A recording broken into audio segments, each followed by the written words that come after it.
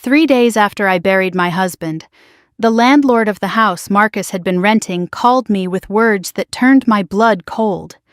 His voice was nervous, almost afraid, like a man who had seen something he wished he could unsee. He said his name was Edward Collins, and that he had found something I needed to see. Something urgent. Something that could not wait. Then came the sentence that made my heart stop beating for a full 3 seconds. "Do not tell your sister," he said. "Do not tell her fiancé. You have to see this alone. I did not ask why." Something in his tone told me this was not a request. I grabbed my car keys with trembling hands and drove toward downtown Ashford, Connecticut, my pulse pounding the entire way. When I opened that office door 20 minutes later, what I saw made me grab the doorframe to keep from collapsing. But before I tell you what was behind that door, I need to take you back to the funeral, because that is where this nightmare truly began. I am truly grateful you are still here with me.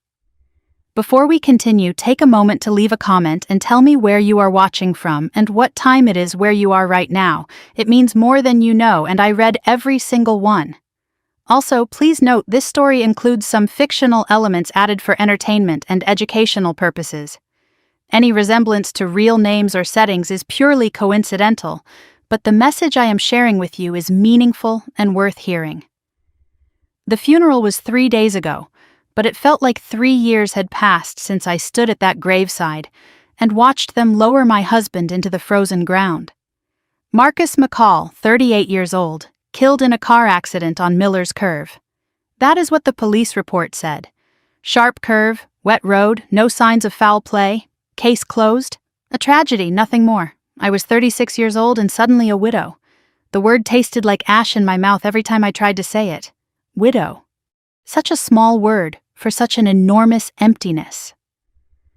The service was held at Ashford Community Church on a gray October morning. The sky hung low and heavy, threatening rain that never came.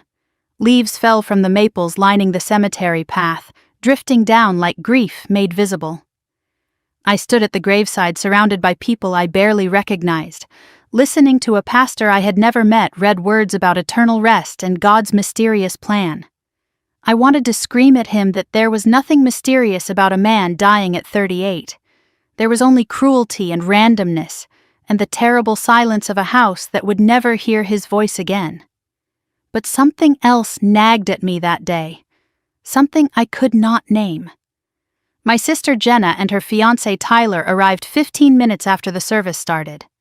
I saw them hurrying across the cemetery parking lot, Jenna's heels sinking into the soft earth, Tyler gripping her elbow like he was holding her upright. They slipped into the back row just as I began my eulogy. I looked out at the gathered mourners and caught Jenna's eye. She looked away immediately, dabbing at dry eyes with a tissue. Tyler stood rigid beside her, his jaw clenched so tight I could see the muscle working even from 20 feet away. He did not cry, did not even seem to be listening, just stared at the casket with an expression I could not quite read. During the reception afterward, they left within 40 minutes. Tyler practically dragged Jenna toward the door, muttering something about her needing to rest. I wanted to call out, to ask them to stay, to beg my sister to sit with me and hold my hand the way she used to when we were children, but they were gone before I could finish my second cup of coffee. And just before they walked out, I saw Tyler lean close to Jenna and whisper something. Whatever he said made her face go pale as milk. I dismissed it at the time. Grief makes people act strange. I told myself that over and over during the 3 days that followed. Grief makes people act strange. But now, sitting alone in my silent house with Edward Collins's words echoing in my skull, those moments replayed like a warning I should have heeded. The house felt wrong without Marcus. Our home of 8 years had become a museum of absence. His coffee mug still sat in the sink where he had left it the morning of the accident. His reading glasses waited on the nightstand, patient as ever. His winter coat hung by the front door, still carrying the faint scent of his cologne, cedar and sandalwood.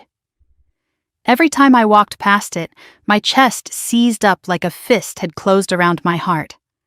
I had not been able to enter his home office yet, the room where he spent so many late nights working on accounts, staring at his computer screen with that little furrow between his eyebrows that I always found endearing.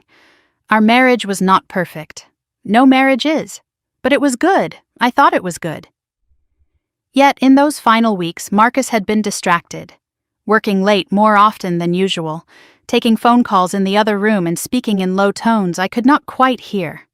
I assumed it was stress from a difficult client. I never thought to ask deeper questions.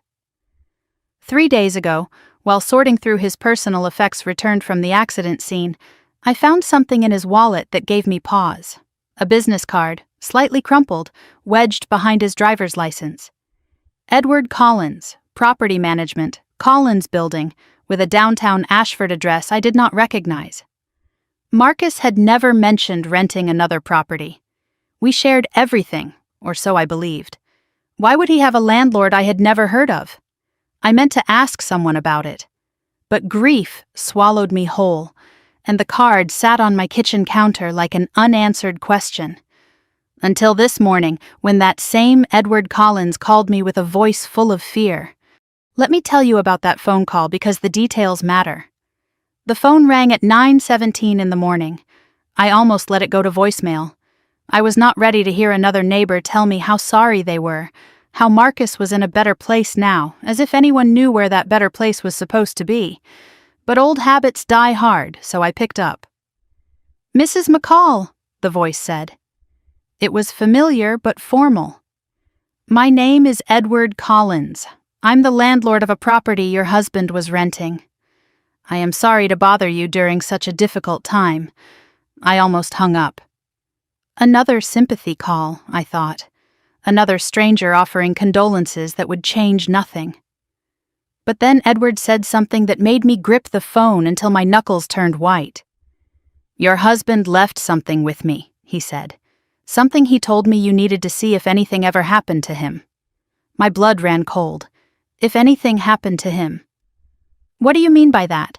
I cannot explain over the phone, Mrs. McCall. Someone might be listening."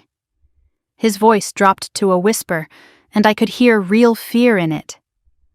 "I need you to understand something. What I am about to show you, your life might depend on it." "You are scaring me," I said. "What is this about?" "Come to my office. The Collins Building, 2nd floor. And Mrs. McCall," he paused, and I heard him take a shaky breath. "Do not tell your sister. Do not tell her fiancé Tyler. Do not tell anyone. Just come. Now." The line went dead. I sat there holding the phone, heart hammering against my ribs like it was trying to break free. This could be a scam. Some elaborate con targeting a grieving widow.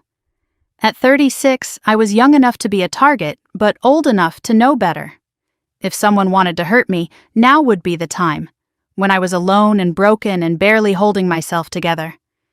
But Edward had mentioned Marcus by name, had said Marcus left something with him. And that phrase, "your life might depend on it," those were not words you used lightly. The mention of Jenna and Tyler specifically, the warning not to tell them, that is what made me reach for my car keys. If there was even a chance this was real, I had to know. I owed it to Marcus. I owed it to myself. The drive to downtown Ashford took 20 minutes that felt like hours. I passed the church where we held the funeral and felt my chest tighten. I passed the coffee shop where Marcus and I had our first date, the bookstore where he proposed, the park where we walked every Sunday morning when the weather was kind. Every landmark was a memory now. Every street corner was a ghost. My mind raced with questions I could not answer. What did Marcus leave? Why did he not tell me about this rental property? What did any of this have to do with Jenna? My sister and I were not close the way we used to be, but we were still family, still blood. Why would a stranger warn me not to tell her? As I drove, another memory surfaced unbidden. 6 months ago, my grandmother Helen died suddenly of a stroke. Grandmother Helen, who raised Jenna and me after our parents divorced. Helen, who left behind a family trust worth millions that I still did not fully understand. Helen, who, in her final weeks, had seemed anxious and secretive and not herself at all. I remembered the last time I saw her alive. She grabbed my hand with surprising strength and looked at me with eyes full of something that might have been fear. "Promise me you will be careful, Erin," she said. "Promise me you will watch out for yourself." At the time, I thought it was the ramblings of an old woman facing death. Now I was not so sure. The Collins building appeared on my right, a 3-story brick structure that looked like it had been standing since before the Civil War. I parked and sat in my car for a long moment, gathering courage. The building looked almost abandoned. No lights in the windows, no cars in the small lot. I almost drove away, almost convinced myself this was crazy. But Marcus's face flashed in my mind, the way he looked the morning of the accident, distracted and worried, like he wanted to tell me something but could not find the words. I got out of the car. The front door was unlocked, which felt wrong. Inside, the hallway was dim, lit by a single bulb that cast long shadows. A narrow staircase led upward, each step creaking under my weight. The smell hit me halfway up, old wood and dust and something else, something familiar, furniture polish, the same scent that always clung to Marcus's clothes when he came home from work. The second-floor hallway was even darker. Edward's office waited at the end, door slightly ajar, no light visible inside. My instinct screamed that something was wrong. Or maybe, impossibly, that something was finally right. I reached for the door, hand trembling. As I pushed it open, another scent hit me. This one stopped me cold. Cedar and sandalwood. Marcus's cologne. The cologne he wore every single day of our marriage. The cologne that should not be in this room because Marcus was dead, buried, gone forever. My heart stopped. I stepped into the dark office. An older man stood by the window, silhouetted against the gray afternoon light. He turned when I entered, and I saw fear in his weathered face. "Thank you for coming, Mrs. McCall," he said quietly. "What is this about?" My voice came out steadier than I expected. "What did my husband leave?" Movement behind him, in the shadows near the filing cabinets. Someone else was in the room. A figure stepped forward into the dim light. My knees buckled. I grabbed the doorframe to keep from falling. The room spun. My vision blurred. Because the man standing in front of me, alive and whole and looking at me with tears streaming down his face, was Marcus, my husband, the man I had buried 3 days ago. "Erin," he said. His voice. God, his voice. The voice I thought I would never hear again. "I am so sorry. I am so sorry I had to do this to you." He took a step toward me, arms reaching out, but I stepped back, pressing myself against the door. Because dead men do not speak, dead men do not apologize, dead men do not stand in dark offices waiting for their widows. "What?" I whispered. "What is happening?" Marcus's face crumbled with grief and something else. Fear. "I had to fake my death, Erin, because someone in your family is trying to kill us both. And I think I know who." The room tilted. The floor seemed to rise up to meet me. My legs gave out completely, and if Edward had not rushed forward to catch me, I would have hit the ground. They guided me to a chair, but I could not stop shaking. Every nerve in my body was firing at once, sending signals my brain refused to process. My husband was standing in front of me. My dead husband, the man whose casket I watched descend into frozen earth 3 days ago. Marcus knelt in front of me and took my hands in his. His hands were warm, real, alive. I touched his face, felt the stubble on his jaw, traced the familiar scar above his left eyebrow from a bicycle accident when he was 12. He had told me that story on our 3rd date, laughing at his own childhood clumsiness. "You are real," I whispered. "You are actually real." Tears streamed down both our faces.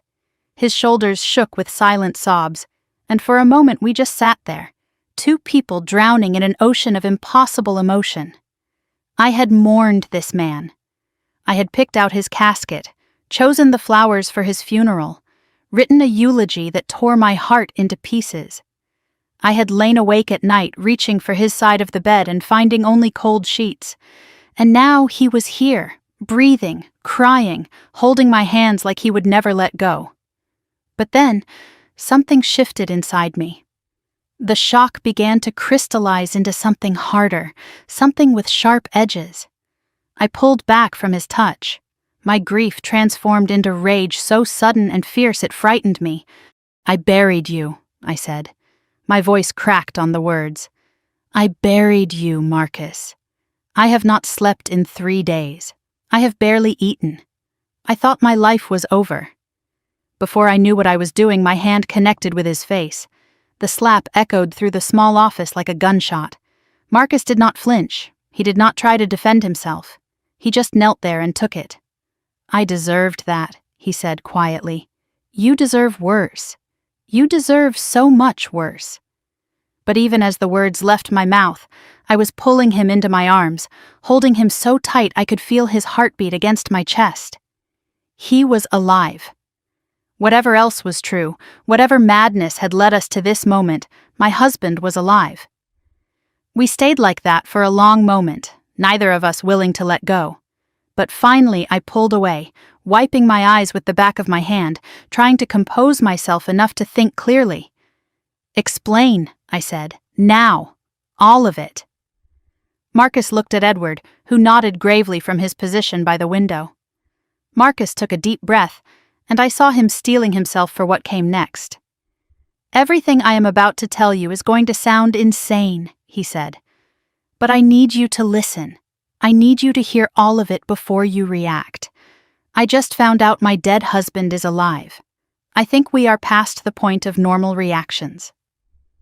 Marcus almost smiled, but the expression died before it reached his eyes.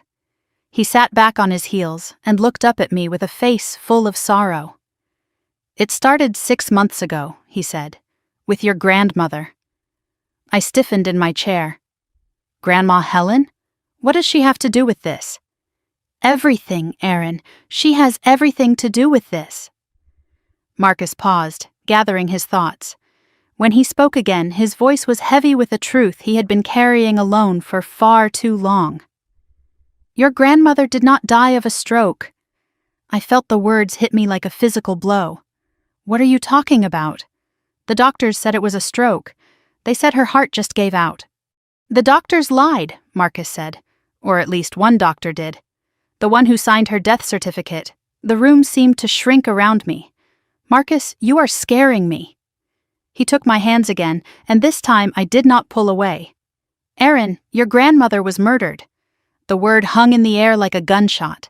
Murdered. My grandmother, the woman who raised me and Jenna after our parents' bitter divorce, who taught me to bake apple pie and play piano, who held me when I cried over broken hearts and broken dreams. Murdered. I could not speak, could not breathe, could only stare at my husband and pray that he was wrong. Marcus continued, his voice steady despite the horror of what he was revealing. 2 weeks before Helen died, she called me at my office. "Not you, Aaron, me," and that was unusual. Your grandmother rarely called me directly. "What did she say?" Marcus's face darkened with the memory. Her voice was shaking. She said, "Marcus, I need to tell someone. I think someone is trying to hurt me." My heart clenched. She said that? Those exact words? Those exact words. I asked her what she meant. Who would want to hurt her? She said she could not explain over the phone, but that she had changed her will the month before. And ever since then, things had been wrong. Wrong how? Marcus glanced at Edward, who moved to his desk and began pulling documents from a locked drawer. Marcus turned back to me. She said her medication tasted different. She said she found her medical files moved in her home office, papers she was certain she had not touched. And she said Tyler had been asking strange questions about the trust. The name hit me like ice water. Tyler? Jenna's fiancé? Helen asked me to promise that if anything happened to her, I would look into it. She asked me to protect you. I felt tears burning my eyes. Why did she not tell me? Why did she tell you instead of me? Because she was afraid, Aaron, afraid that if she told you, you would confront Jenna. And she was not sure yet. She did not want to destroy your relationship with your sister over a suspicion that might be wrong. But she told you. Marcus nodded. Because I am an accountant. Because I know how to follow money. Because I am not blood, so I could investigate without anyone in your family knowing. Edward approached with a thick manila folder and set it on the small table beside my chair. Helen gave this to me 3 weeks before she died, he said quietly. She told me if anything happened to her, I should give it to Marcus. I looked at the folder like it might bite me. What is in it?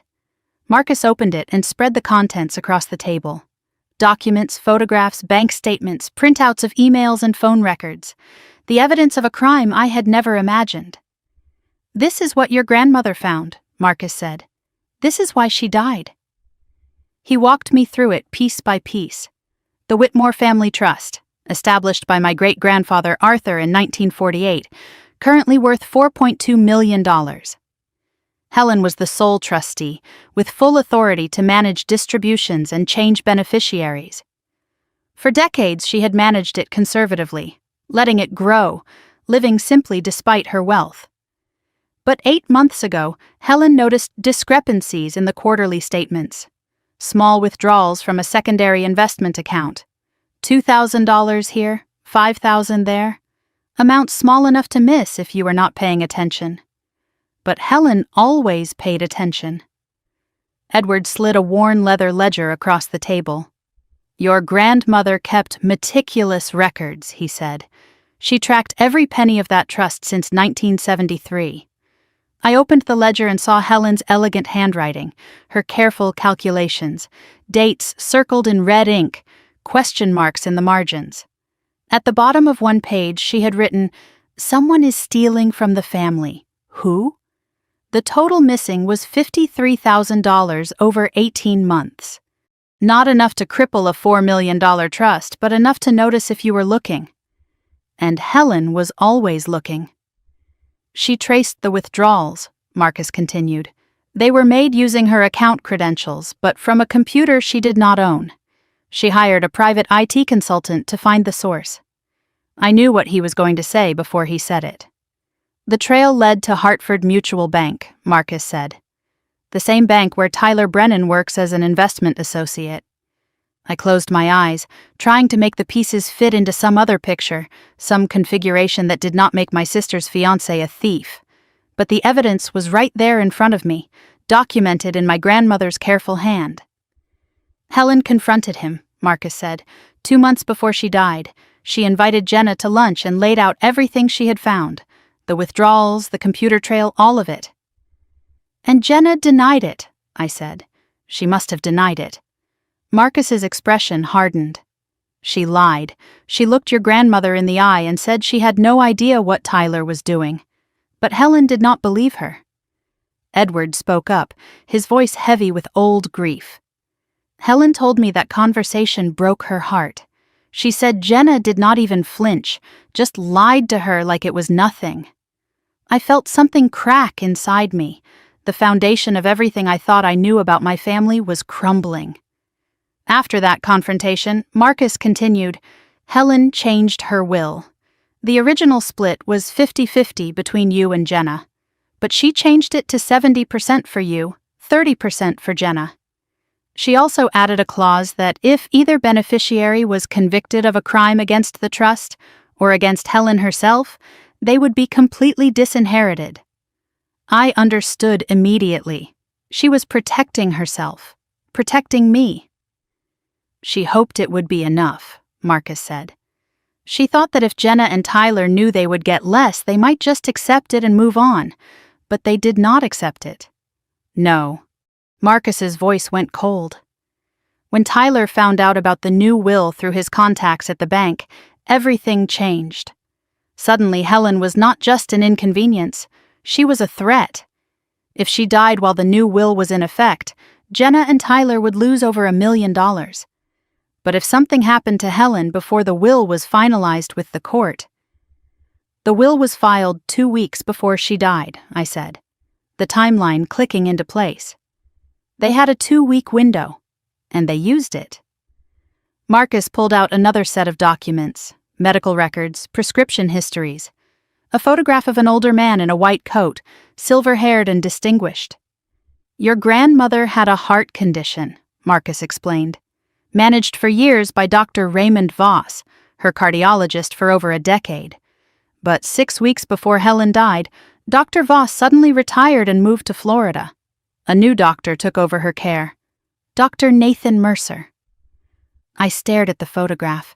I had never seen this man before. Dr. Mercer changed Helen's medication, Marcus said. He told her it was a newer, more effective treatment.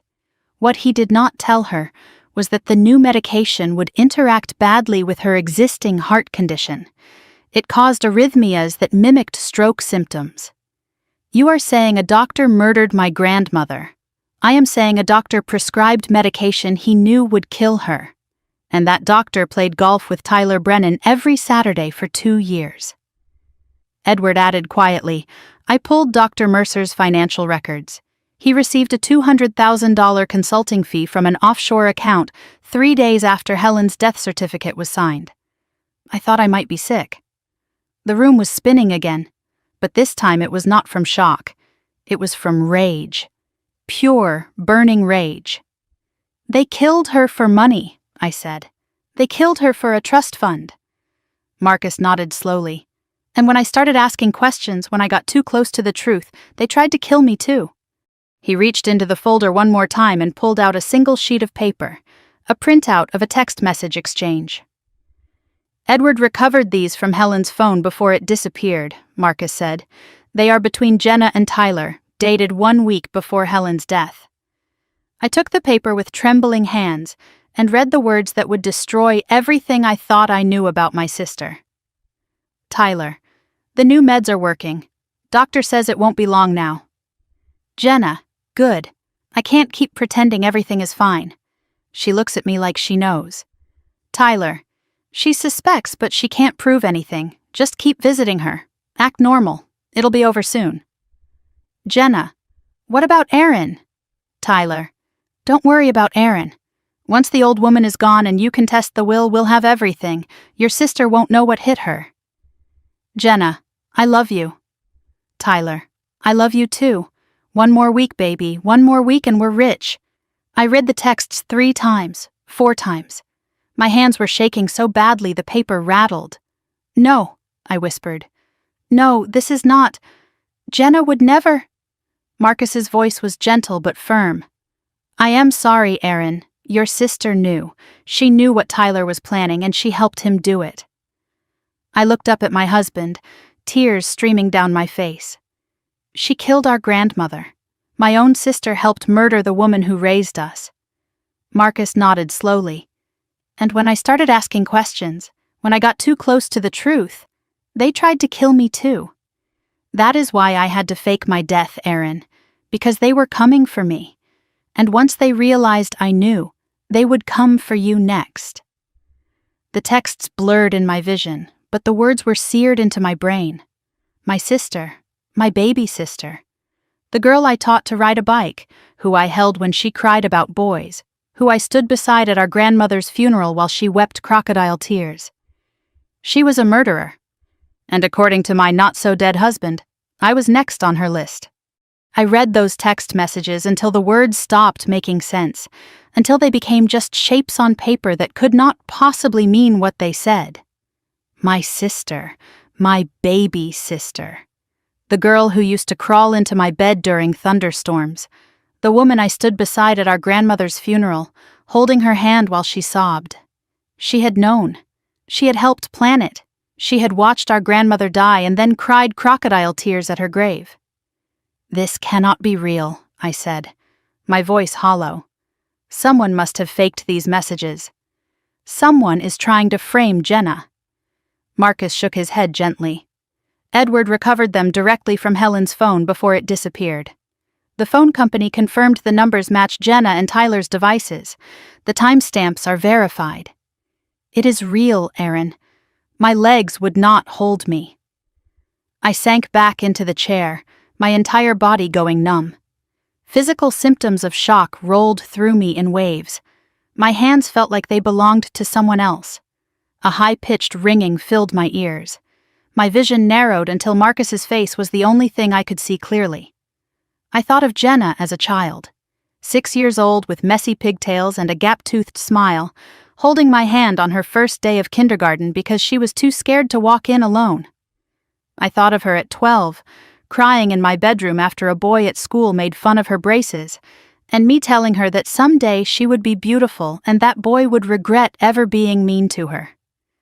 I thought of her at 25, glowing with happiness when she introduced me to Tyler, telling me she had finally found the one.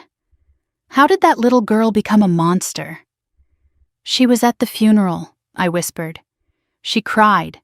She gave a eulogy about how much Grandma meant to her. She talked about Sunday dinners and Christmas traditions, and how Helen taught her to be strong. Marcus knelt in front of me again.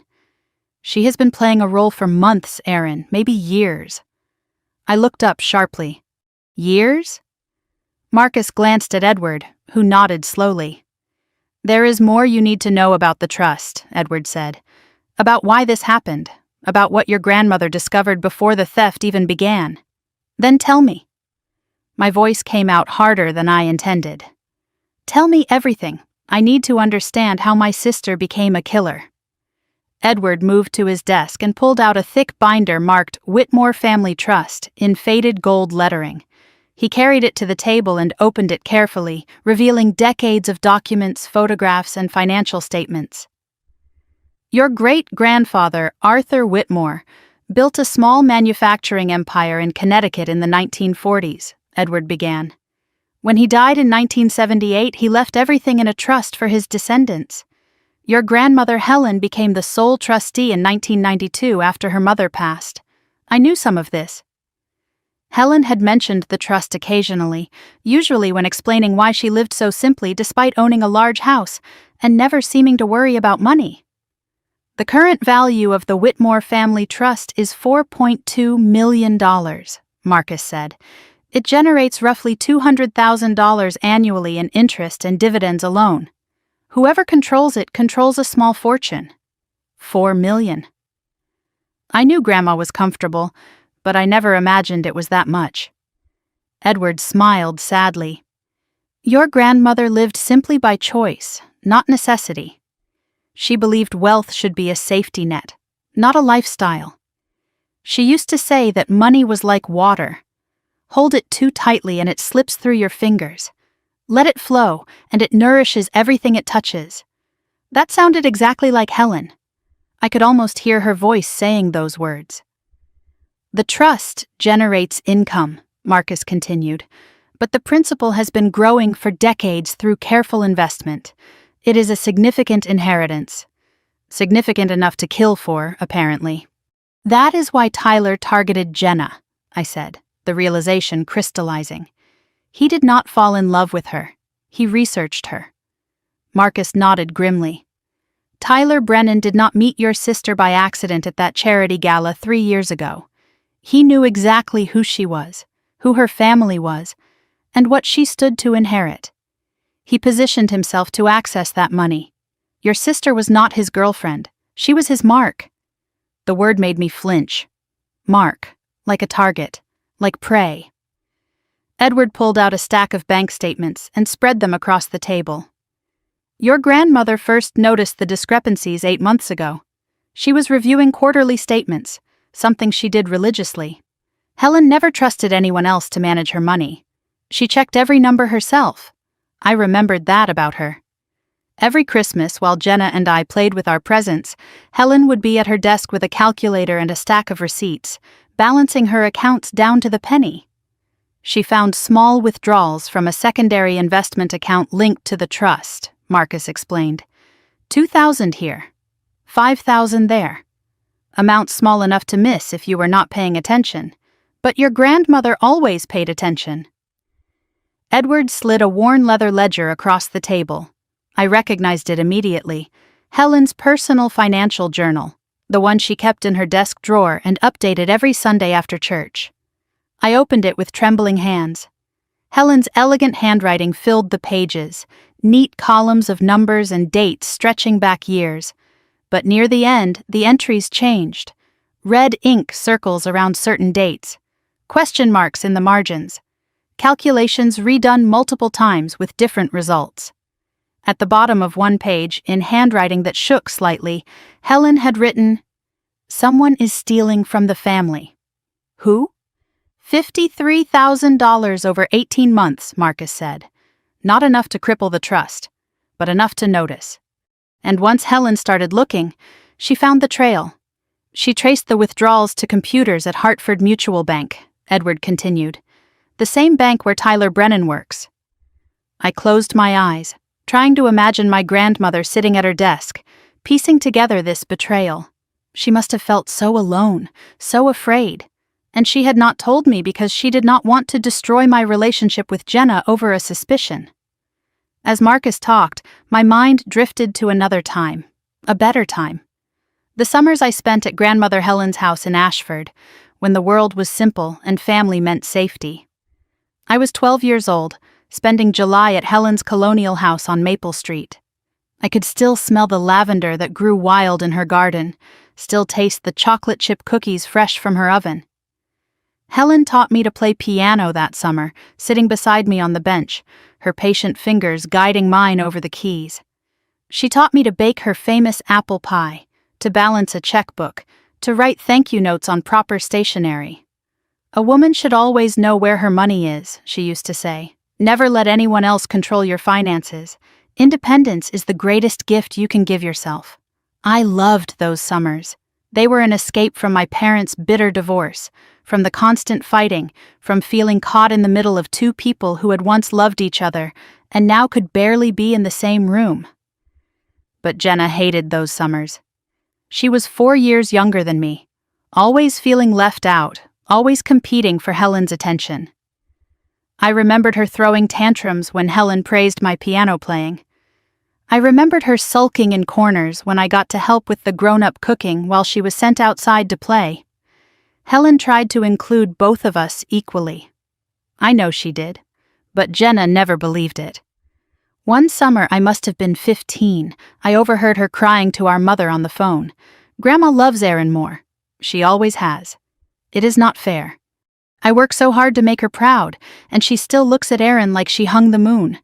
I dismissed it at the time as typical sibling rivalry. Sisters competed, that was normal.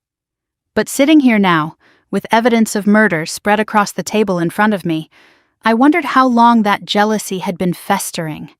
How many years had Jenna spent keeping score, building resentment, waiting for a chance to even the scales? Tyler did not create Jenna's darkness, I realized. He just gave it permission to emerge. Marcus's voice pulled me back to the present.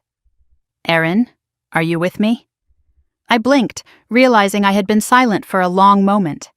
I was thinking about the summers, about how different Jenna and I always were. "Helen noticed too," Marcus said softly. "That is part of why she changed the will." Edward pulled out another document, an audio recording device, old but functional. "Helen confronted Jenna 2 months before she died," he said. "She recorded the conversation without telling her." He pressed play, and my grandmother's voice filled the room. Hearing it again after 6 months was like a knife to my heart. "Jenna, I know about the withdrawals. I know Tyler has been accessing trust accounts." Silence on the recording. Then Jenna's voice, tight and defensive. "I do not know what you are talking about, Grandma. Do not lie to me, child. I have seen the records. $50,000 is missing. Even if that were true, it is family money. Tyler and I are going to be family. Tyler is a thief, and if you knew about this and said nothing, you are complicit."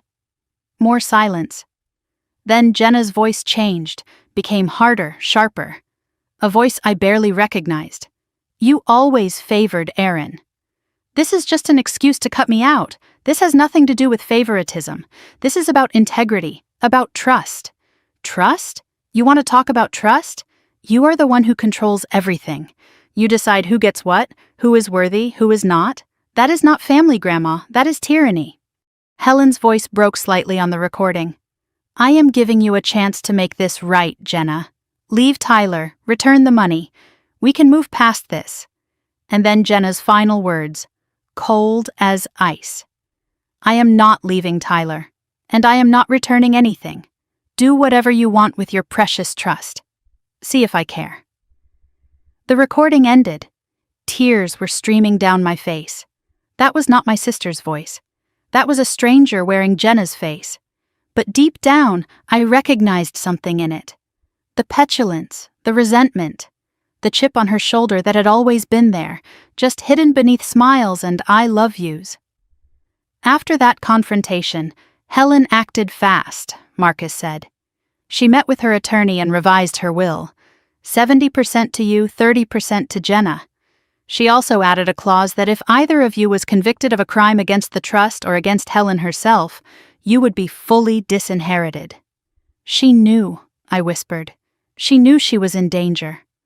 Edward's voice was heavy with grief. She told me as much. I begged her to go to the police, but she refused. She said she could not bear to see her granddaughter in handcuffs. She hoped changing the will would be enough. She underestimated them, Marcus said. She could not imagine her own granddaughter would choose money over her life. The timeline tightens, I said, pieces falling into place. Helen changed her will on August 15th. She died on September 20th. 5 weeks. Tyler found out about the will change within days, Marcus confirmed. His contact at the bank leaked the information. By August 20th, he had already reached out to Dr. Mercer. By September 1st, Helen's medication had been switched. 5 weeks from will change to murder. They killed her in 5 weeks. I could barely get the words out. Like she was nothing. Like 63 years of life meant nothing compared to money. That is who Tyler is. And that is who Jenna chose to become. I stood abruptly, needing to move, needing to breathe. I paced the small office, my mind racing. Okay, Helen changed the will. They killed her. The will was executed. I got 70%. So they lost. It is over. Marcus shook his head slowly. It is not over, Aaron. It is just beginning. I stopped pacing. What do you mean? After Helen's death, the trust was distributed according to the new will. You received 70%, roughly $2.9 million. Jenna received 30%, about $1.3 million. That should have been enough.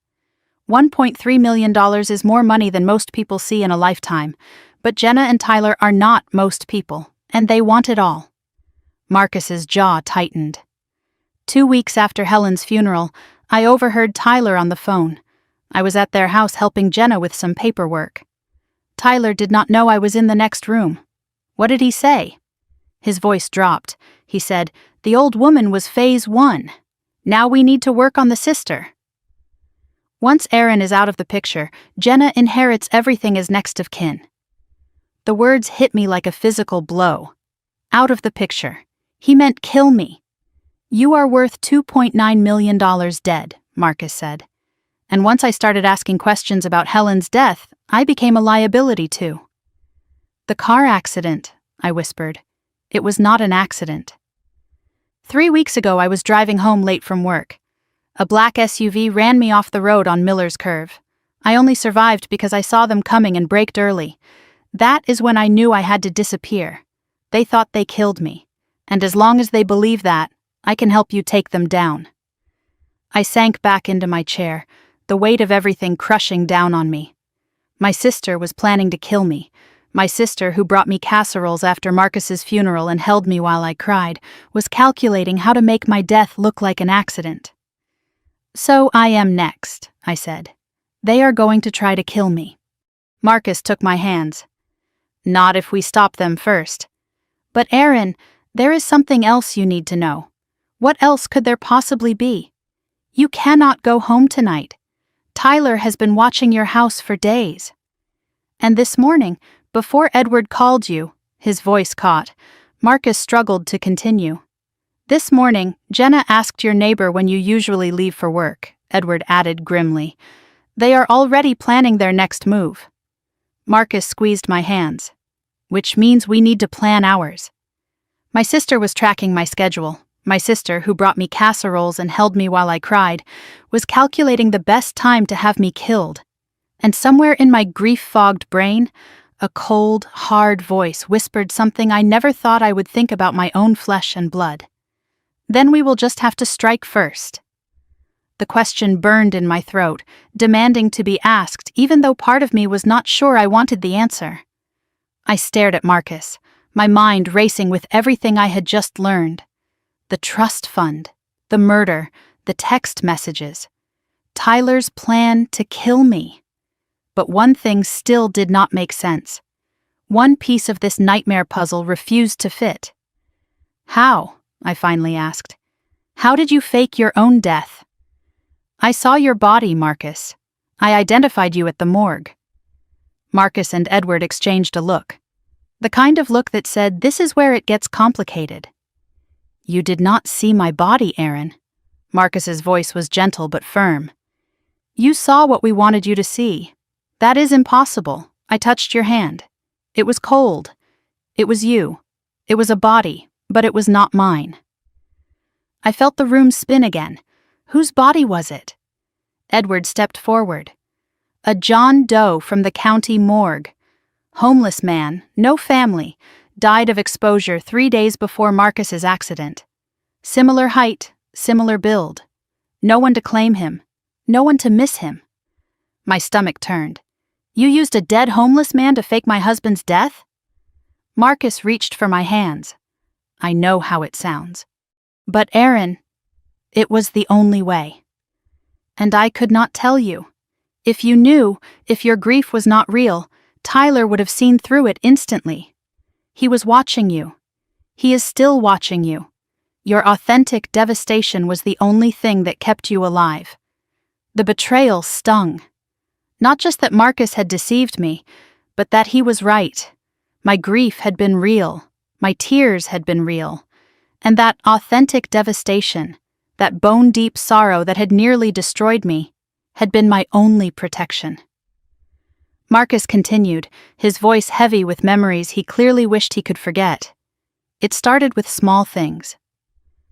About a month after Helen's funeral, I noticed my office computer had been accessed when I was not there. Files moved on my desk. Nothing taken, just disturbed. Like someone wanted me to know they had been there. A warning, the first of many. Then a car started following me home. Black SUV, tinted windows. Always staying 2 blocks back, just close enough that I would notice. It followed me for 3 nights in a row. Did you get a license plate? Marcus shook his head. They were too careful. But then the messages started. He pulled out his phone, scrolled to a screenshot, and showed me the screen. The text was brief and terrifying. Stop asking questions about Helen Whitmore. I deleted it immediately, Marcus said, but I knew they were on to me. Then came the final warning. 1 week before my accident. He paused, and I saw pain flash across his face. I came home late from work, found the front door unlocked. I was certain I had locked it that morning. I searched the entire house. Nothing was taken. Nothing was obviously disturbed. Except one thing. What?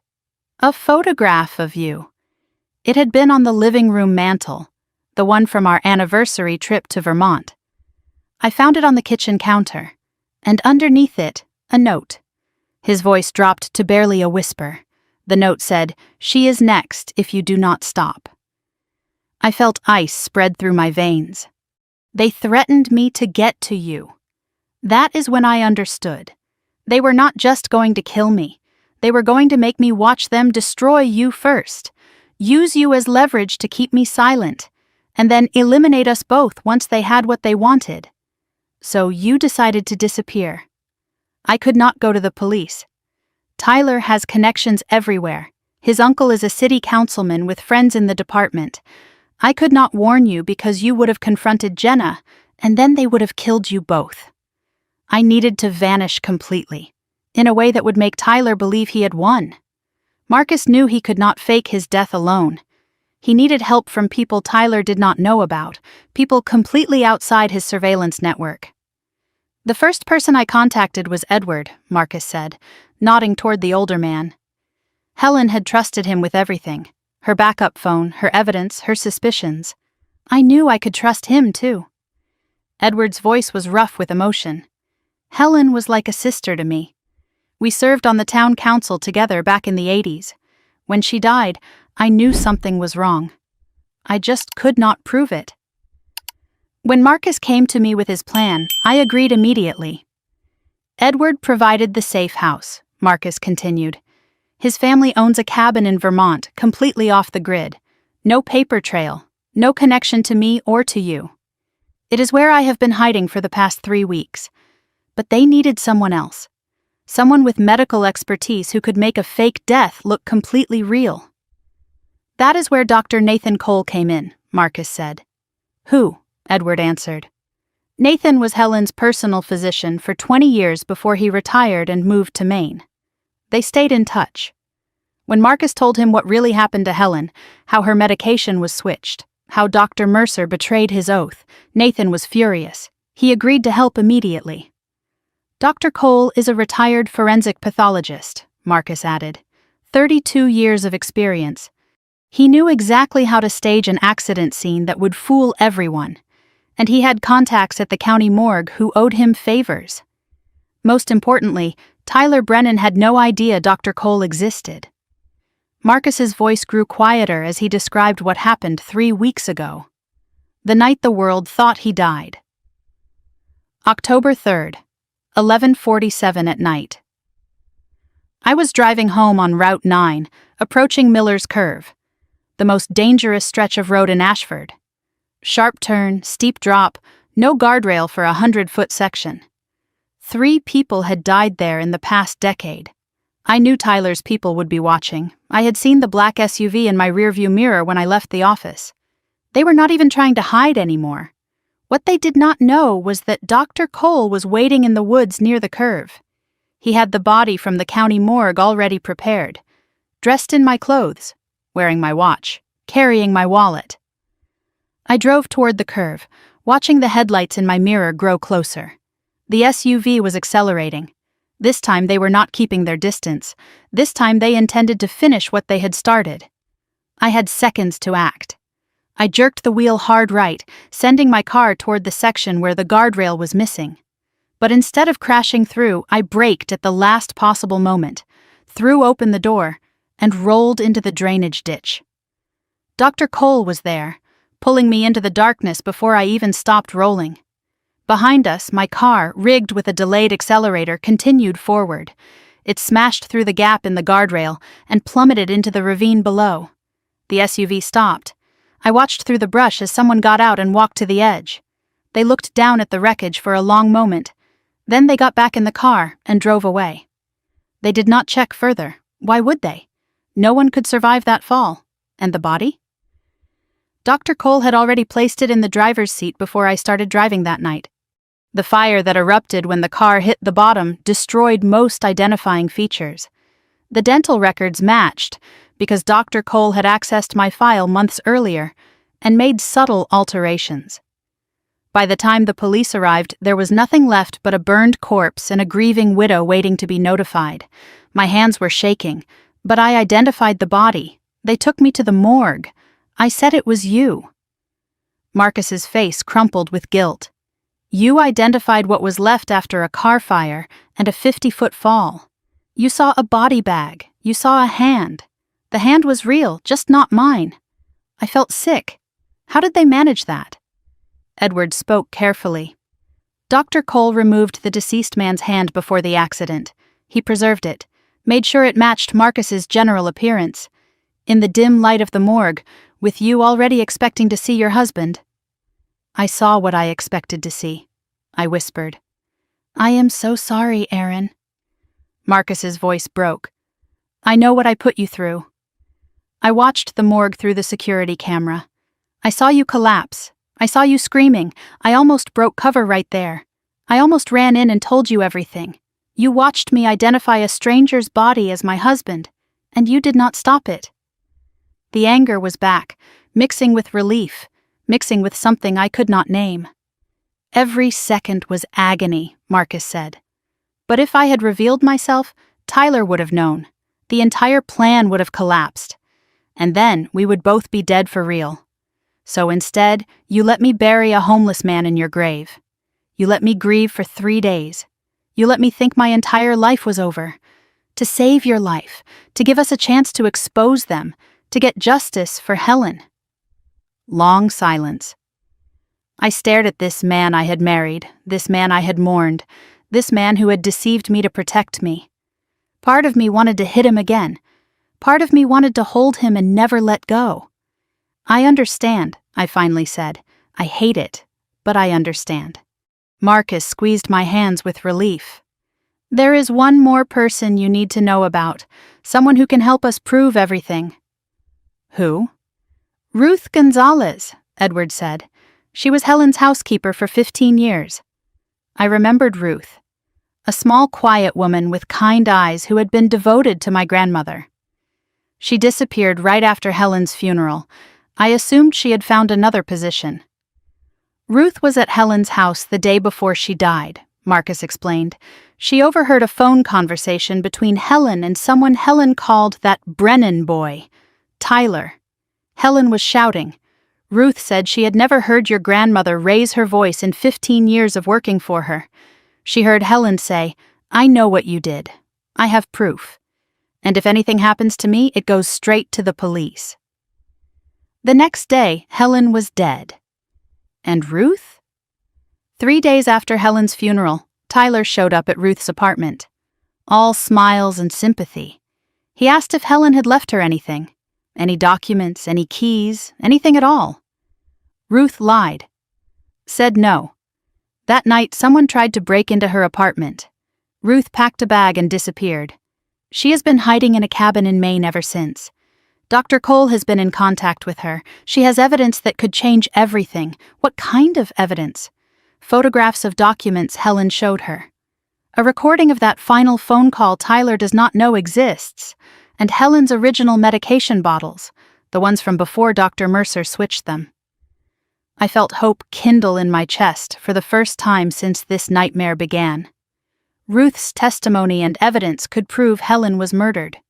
Combined with what Edward has, combined with what I have gathered, we have enough to bring Tyler down, Marcus said.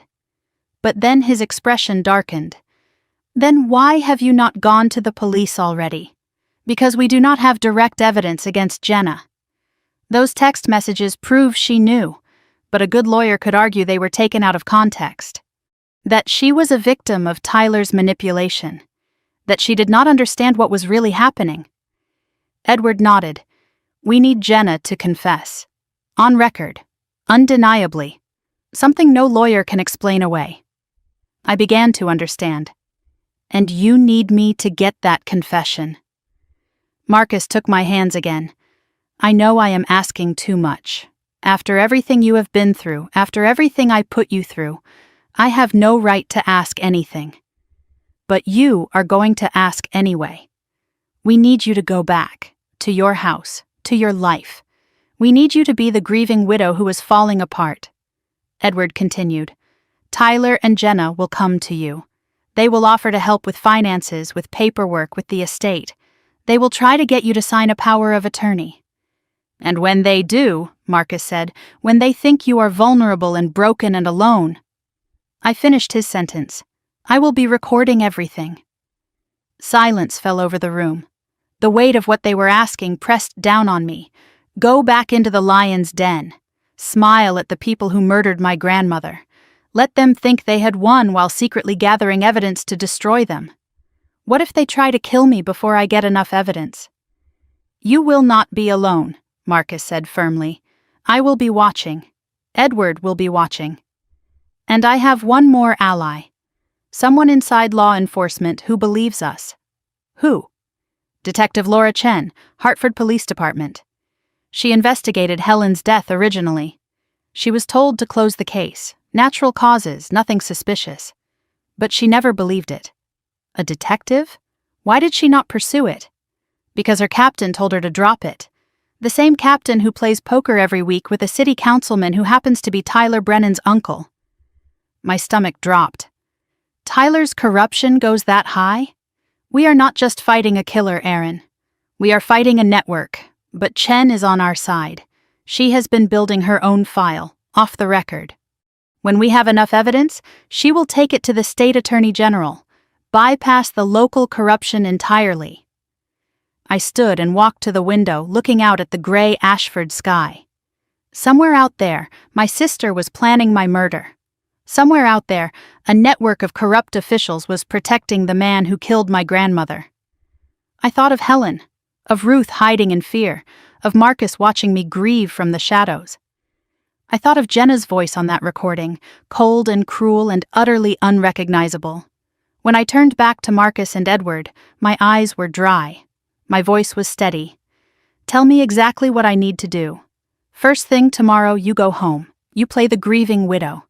And when Jenna and Tyler show up with their sympathy and their schemes, I will be ready. Edward handed me a small device no bigger than a button. Wear this at all times. It records everything within 20 feet. And it has a panic button. If anything goes wrong, press it twice. We will be there in minutes. I took the device, felt its weight in my palm. So small, so insignificant looking. But it was a weapon. My weapon. I was about to become bait for my sister's trap. I was about to pretend to be broken while hunting the people who had destroyed my family. I left Edward's office that evening as a different woman than the one who had arrived. 3 hours ago, I was a widow drowning in grief. Now I was a soldier preparing for war, and my enemy wore my sister's face. The house felt different when I walked through the door the next morning. Not because anything had changed, but because I had. The same yellow curtains hung in the kitchen windows. The same family photos lined the hallway. The same smell of lavender from the diffuser Marcus had bought me last Christmas. But I was not the same woman who had left this house yesterday morning, numb with grief and barely able to function. Now I was a weapon. And this house was my battlefield. I paused at the threshold, took a deep breath, and prepared to become someone else. The recording device was pinned inside my bra, small and undetectable, always listening. I touched Marcus's coat still hanging by the front door, let the grief wash over my face. The grief was real. I was still mourning, just not for the reason anyone watching would think. I was mourning the sister I thought I had, the family I thought I knew, the life I thought was waiting for me. I moved through the house slowly, deliberately. Marcus had warned me that Tyler might have cameras inside. Every movement had to look like a broken woman barely holding herself together.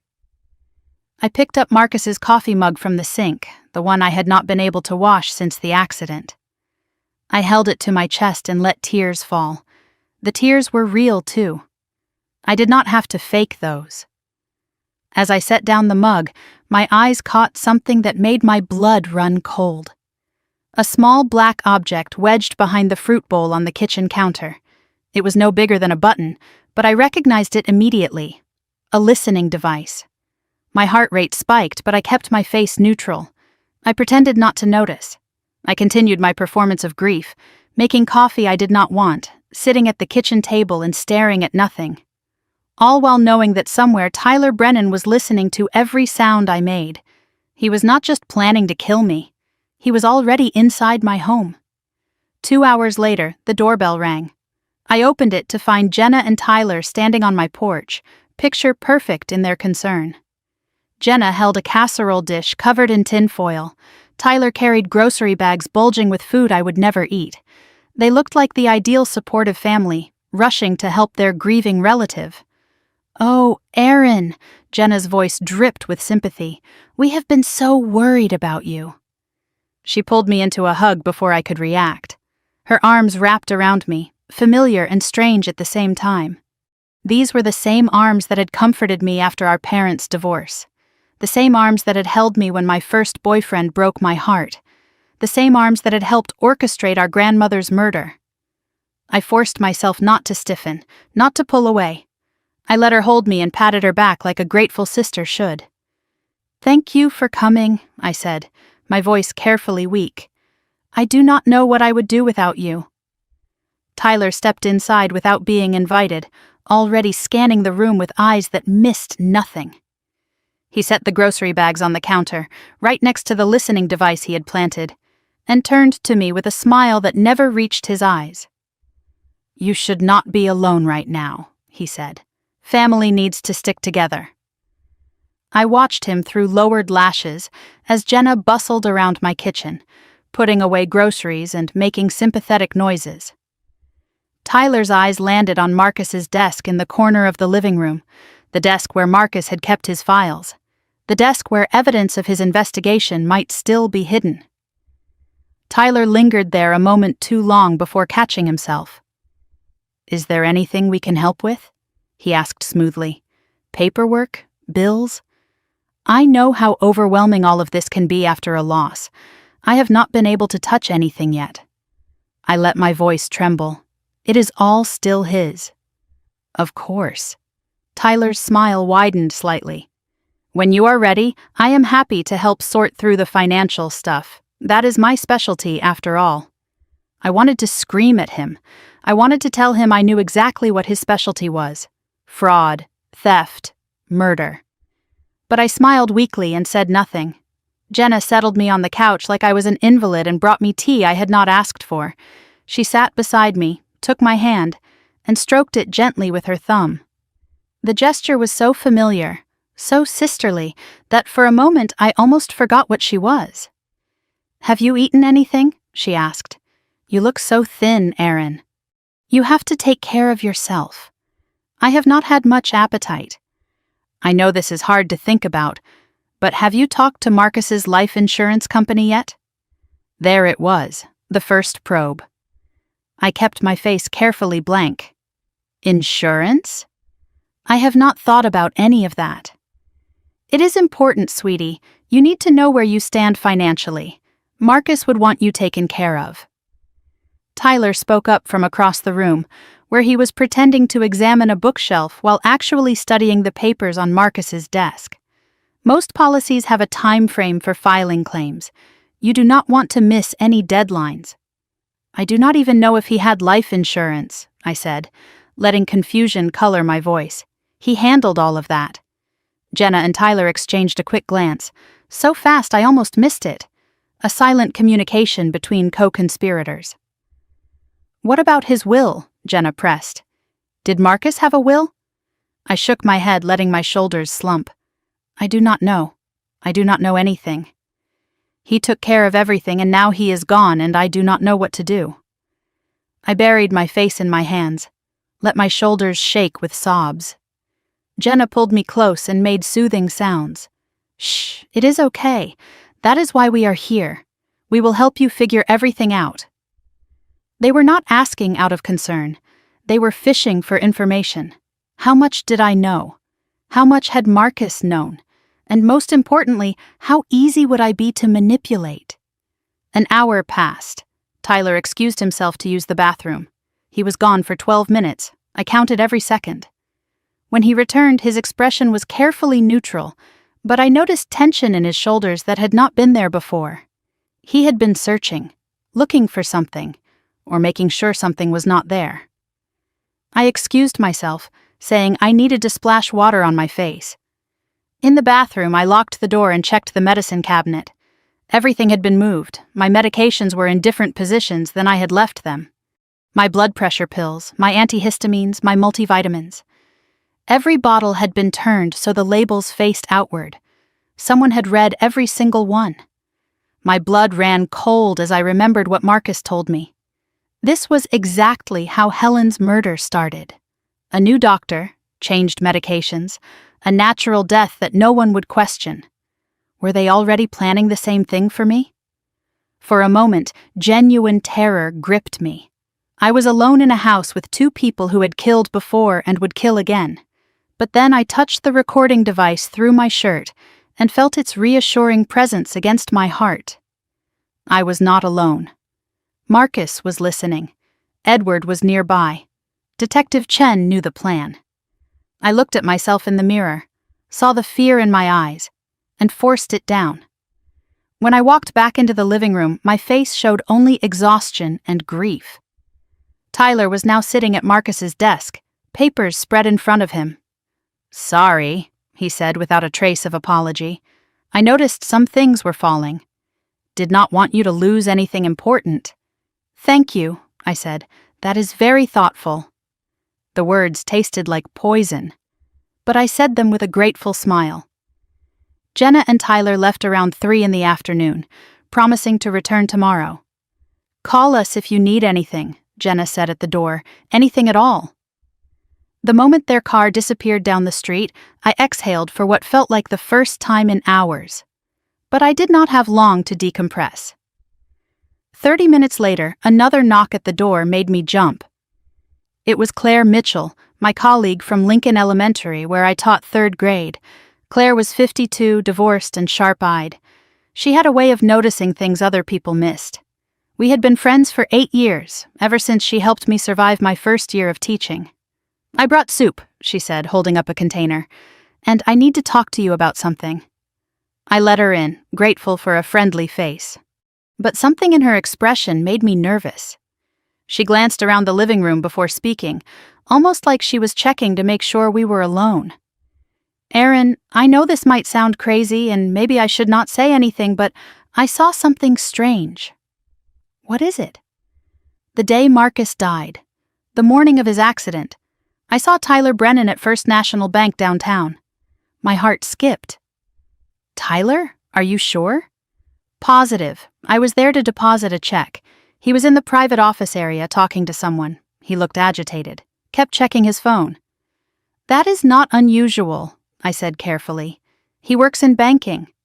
"Hartford Mutual, not First National," Claire pointed out. And Aaron, when he saw me, his face went white. He practically ran out the back entrance. First National Bank handled the Whitmore Family Trust. Tyler was there the morning Marcus died. Doing what? Checking on the trust accounts? Making sure everything was in place before the murder? "I did not think much of it at the time," Claire continued. "But then, at the funeral, the way he and Jenna were acting, something felt off." "Off how?" Claire leaned closer, lowering her voice. "Jenna kept watching you, not like a worried sister, like she was studying you. And Tyler kept checking his watch, like he had somewhere else to be." She hesitated. "I know grief makes people act strange. But Erin, I have known you for 8 years. I have seen you with your sister. That woman at the funeral did not look like someone who had lost a brother-in-law. She looked like someone waiting for a check to clear." After Claire left, I locked every door and closed every curtain. I retrieved the burner phone Marcus had given me, hidden inside a tampon box in the bathroom. Tyler would never think to look there. I turned on the shower for cover and called Marcus. His voice was tight with concern. "How are you holding up?" I wanted to claw her eyes out, I admitted, but I smiled and said thank you for the casserole. "I know how hard this is, but you are doing exactly what we need." I told him about Tyler searching the medicine cabinet, about the bottles being moved. Marcus went quiet. Then his voice came back, hard and worried. "They are already thinking about how to do it, how to make your death look natural." "Same playbook as Helen," I said. "We need to move faster than I thought. I am going to contact Detective Chen tonight. We need police protection ready to move the moment we have enough evidence. How much more do we need?" A confession. Something undeniable. Something that proves Jenna knew about Helen's murder before it happened. And if they try to kill me before we get it, they will not. They need you to sign over power of attorney first.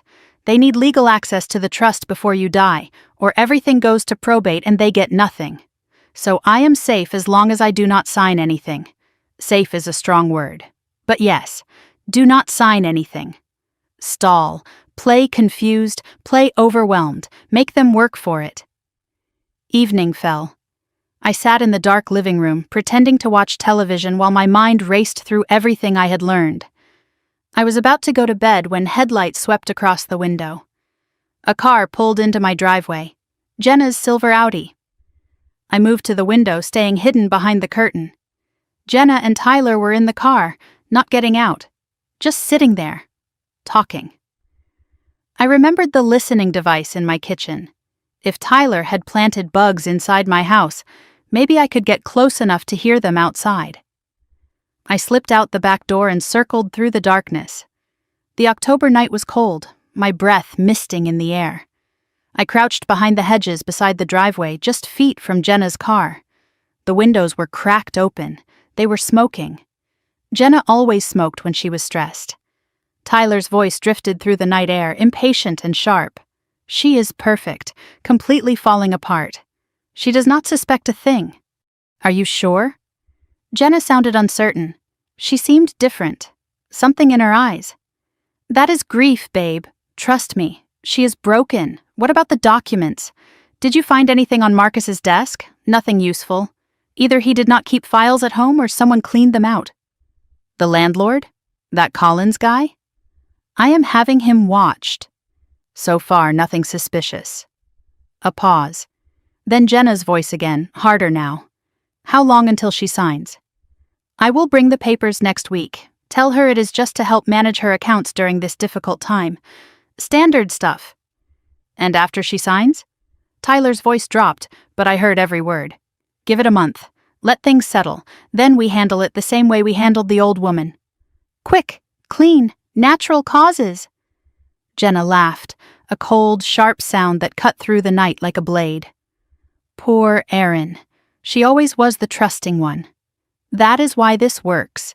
She will sign, she will smile, and by Christmas we will have everything. I pressed my hand over my mouth to keep from screaming. They were talking about my death like it was a business transaction, a line item on a spreadsheet. By Christmas, they would have everything, and I would be dead. The car started. Headlights swept across the yard. They drove away without ever knowing I was there. I crept back inside and stood in my dark kitchen, staring at the listening device Tyler had planted.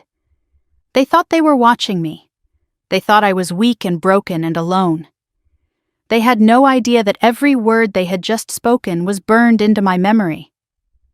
1 month. They had given themselves 1 month to kill me. I intended to destroy them in half that time. The next morning I woke before dawn and began my counter-surveillance. Marcus had given me detailed instructions during our brief phone call, and I followed them exactly. 3 small recording devices, each no bigger than a shirt button, hidden in strategic locations throughout my house. 1 behind the mirror in the hallway, 1 inside the decorative vase on the bookshelf, 1 tucked beneath the lampshade in the living room. If Tyler was going to listen to me, I was going to listen right back. I moved through my house like a ghost, checking every corner, every shadow. The listening device Tyler had planted in my kitchen was still there, still recording, still transmitting my grief to whoever was monitoring it. I left it untouched. Let them think they had the upper hand. Let them think I was too broken to notice. By the time the sun rose, I had transformed my home into a trap. Every conversation that happened within these walls would be captured. Every lie, every threat, every slip of the tongue that might reveal the truth about what they had done to Helen. I was making coffee when my phone rang. Jenna's name flashed on the screen. "Good morning, sweetie." Her voice was warm and concerned. "How did you sleep?" "Not well," I let exhaustion color my words. "The house feels so empty." "That is exactly why I am calling. Tyler and I have been talking, and we think you should come stay with us for a while. You should not be alone right now." My heart rate spiked, but I kept my voice steady. "Stay with you? Just until you are feeling stronger. We have the spare bedroom all set up. You would have your own space, your own bathroom, and we would be right there if you needed anything." I understood immediately what this was. Not an invitation, a capture. If I moved into their house, I would be under constant surveillance. No way to contact Marcus. No way to gather evidence. No way to escape when they finally decided to make their move. "That is so sweet of you," I said carefully. "But I think I need to be here, in our home. I feel closer to Marcus here." A pause on the other end. I could almost hear Jenna recalculating. "Are you sure? It breaks my heart to think of you all alone in that big house." "I am sure. But thank you for offering. It means so much to know you care. We do care, Erin, more than you know. We are family." The word family hit me like a slap. Family. The same word Helen had used when confronting Jenna about the theft. The same word Tyler had corrupted and weaponized. I will come by later today, Jenna continued. Tyler has some paperwork he wants to show you. Just financial stuff. Nothing complicated. Of course, I will be here. I hung up and stared at the phone in my hand. They were accelerating the timeline. The power of attorney documents were coming today. They wanted me to sign away control of my finances, my assets, my life. I would not sign. But I had to make them believe I might. 3 hours later, Jenna and Tyler arrived with a folder full of documents and freshly baked muffins. The domesticity of it all made my stomach turn. Here they were, bringing comfort food while plotting my murder. Tyler spread the papers across my kitchen table with the practiced ease of a man who had done this many times before. He explained each document in simple terms, treating me like a child who needed help understanding basic concepts. This is a standard power of attorney, he said, pointing to the first form. It just gives me the ability to manage your accounts while you are going through this difficult time. Pay bills, handle investments, that sort of thing. I picked up the document and pretended to study it. The legal language was dense, but I understood enough to know what I was looking at. This was not limited power of attorney. This was full control. If I signed this, Tyler would have complete access to everything I owned. I do not know, I said slowly. This seems like a big step. It is actually very common, Tyler assured me, especially for widows dealing with complicated estates. You have enough to worry about without managing finances on top of everything else. Jenna put her hand on my arm. Marcus would want you to be taken care of, sweetie. He would want someone handling the business side so you can focus on healing. I looked at my sister's face, searching for any trace of the girl I had grown up with. The girl who used to braid my hair and tell me ghost stories. The girl who cried on my shoulder when our parents divorced and promised we would always have each other. That girl was gone. Maybe she had never really existed. Can I have some time to think about it? I asked. This is a lot to process. Tyler's jaw tightened almost imperceptibly. Of course, take a few days, but Aaron, there are deadlines, bills that need to be paid, investments that need attention. The longer you wait, the more complicated things become. I understand. I will look everything over carefully. They left an hour later, taking their muffins and their false concern with them. The power of attorney documents stayed on my kitchen table, unsigned, their presence a constant reminder of the danger I was in. That afternoon I sat in Marcus's chair in the living room and let memories wash over me. Not memories of Marcus, but memories of Jenna, our childhood, our sisterhood, the slow poison that had been building between us for decades. I was 10 years old the first time I realized Jenna saw me as competition rather than a companion. We were at Helen's house for Thanksgiving, and I had helped our grandmother make the pumpkin pie. When Helen praised my work at dinner, Jenna kicked me under the table so hard I had a bruise for a week. After that, I started noticing patterns. Whenever I succeeded at something, Jenna found a way to diminish it. When I won the spelling bee in 6th grade, she told everyone I had cheated. When I got accepted to college with a partial scholarship, she announced that she had decided not to go to college because she was too independent for institutional learning. For years I made excuses. Jenna was younger, Jenna had different strengths, Jenna just expressed love differently. I bent myself into knots trying to maintain our relationship, never acknowledging the fundamental truth that she resented my existence. Helen saw it. I remembered a conversation we had during my sophomore year of high school, sitting on her back porch watching fireflies. Your sister is jealous of you, Helen said without preamble. She has been since the day you were born. I was shocked. Jenna loves me. Helen smiled sadly. Love and jealousy are not mutually exclusive, child. Jenna loves you because you are her sister. But she envies you because you have something she does not. What could I possibly have that she does not? Peace, Helen said. You are comfortable in your own skin. You do not need external validation to feel worthy. Jenna will spend her whole life chasing approval, and she will hate anyone who seems to have found it without trying. I dismissed the conversation at the time. Helen was old. She did not understand modern sibling dynamics. Jenna and I would grow out of our rivalry and become close as adults. Except we never did. And now I understood that Helen had seen the truth I had been too blind to accept. Jenna's jealousy was not a phase. It was a cancer that had grown and metastasized until it consumed everything good in her. Tyler did not create the monster. He just gave it permission to feed. My phone buzzed, startling me out of my memories. A text from Claire. Need to talk. Important. Can you meet me at the coffee shop on Main Street in an hour? I texted back yes and started getting ready. Leaving the house was risky. Tyler might have people watching, but Claire had seemed genuinely concerned, and I needed allies. The coffee shop was nearly empty when I arrived. Claire sat in a back booth, looking nervous. She had a folder in front of her, and she kept glancing at the door. "Thank you for coming," she said as I slid into the seat across from her. "I did some research after we talked yesterday. I should not have, probably. But something about Tyler kept bothering me." "What did you find?" Claire opened the folder and slid a printout across the table.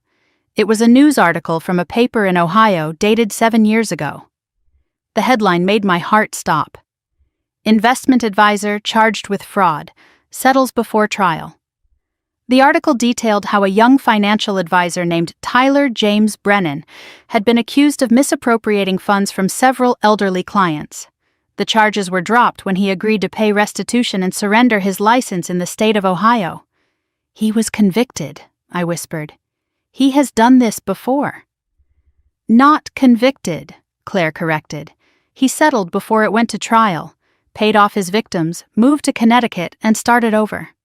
It looks like he got his license reinstated here after a few years of working in a related field."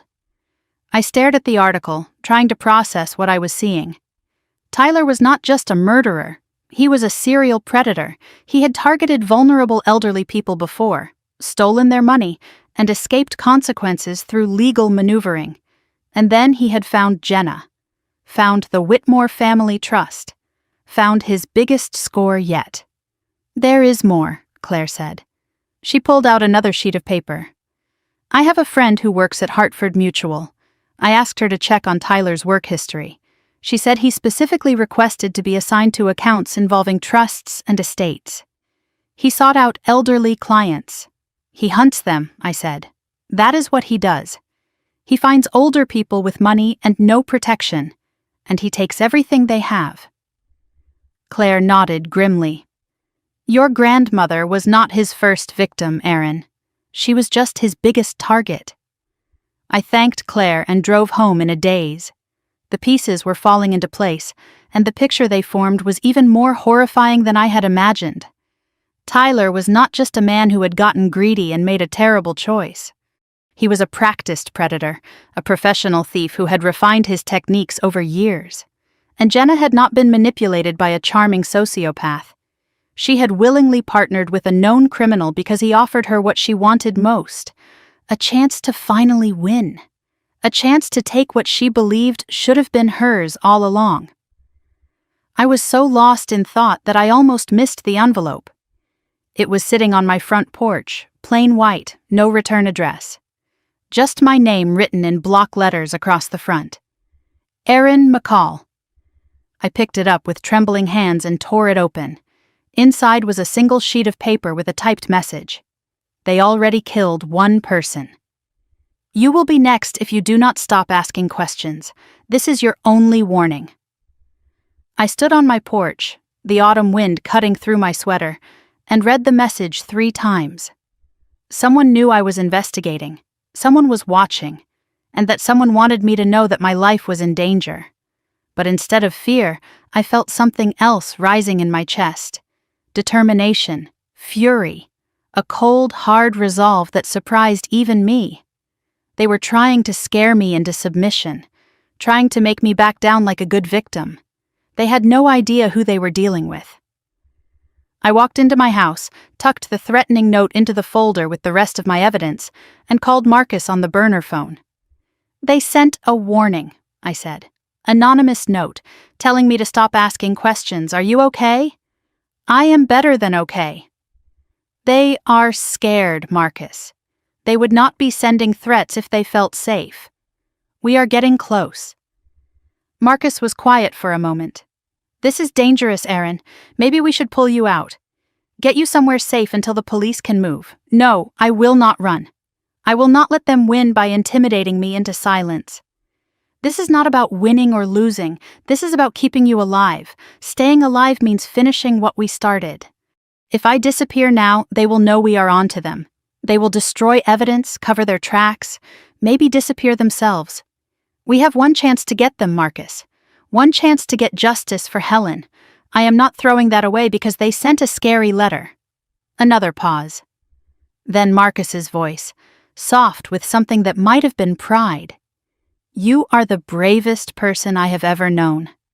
I am just a woman who is tired of being afraid. Now tell me what comes next. We spent the next hour planning. Claire's discovery about Tyler's past in Ohio was significant. It established a pattern of behavior, made him less sympathetic to any future jury. Combined with the evidence Ruth had in Maine and the recordings we were gathering, we were building a case that would be hard to dismiss. But we still needed the confession. We still needed Jenna or Tyler to admit what they had done to Helen. And time was running out. That night, I lay in my bed and stared at the ceiling, listening to the silence of my empty house. Somewhere out there, Tyler and Jenna were plotting my death. Somewhere, corrupt officials were protecting them. Somewhere, my grandmother's murderers were sleeping peacefully while I fought for my life. But I was not alone.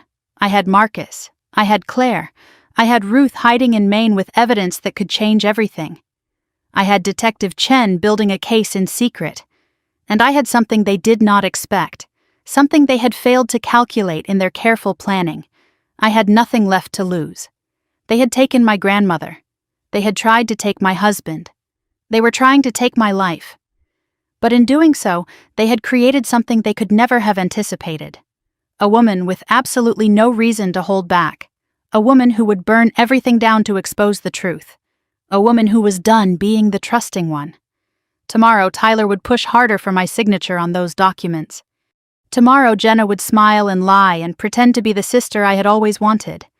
Tomorrow, I would play my part and wait for them to make a mistake.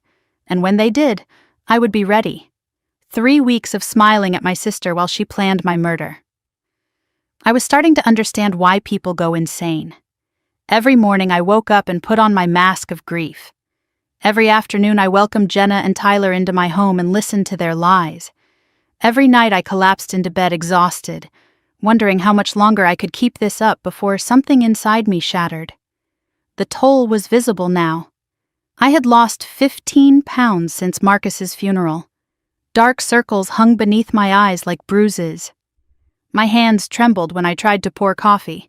All of this actually helped my performance. I looked exactly like what they expected to see. A widow falling apart. But inside, I was calculating, planning, waiting. I had recorded over 40 hours of conversations, but nothing definitive yet. Tyler was careful. He never directly mentioned Helen's murder. He never explicitly stated his plans for me. Every incriminating comment was wrapped in layers of plausible deniability. A good lawyer could explain away everything we had captured. Jenna was even worse. She deflected every conversation about the past, focusing relentlessly on moving forward, on helping me, on being the supportive sister I had always wanted. The performance was so convincing that sometimes I caught myself almost believing it. The power of attorney documents still sat unsigned on my kitchen table. I had been stalling with excuses for weeks now. First, I needed to consult a lawyer. Then I needed to understand the tax implications. Then I was too emotional to make important decisions. Each excuse bought me another few days, but I could feel their patience wearing thin. Last night, I dreamed of Helen. She stood in the kitchen of her house on Maple Street, wearing the blue apron she always wore when she baked. She looked at me with eyes full of love and sorrow. "Be patient, child," she said. "The truth always surfaces. Just do not drown before it does." I woke up crying. Real tears, not performed ones. I was not sure how much longer I could keep this up. Jenna arrived that morning alone, which was unusual. Tyler typically accompanied her on every visit, watching me with those calculating eyes. But today it was just my sister, standing on my porch with her tight smile and her designer handbag. "We need to talk about the paperwork, Erin," she said the moment she stepped inside. Her voice was different, harder. The sweetness she usually wrapped around her words was gone. The power of attorney?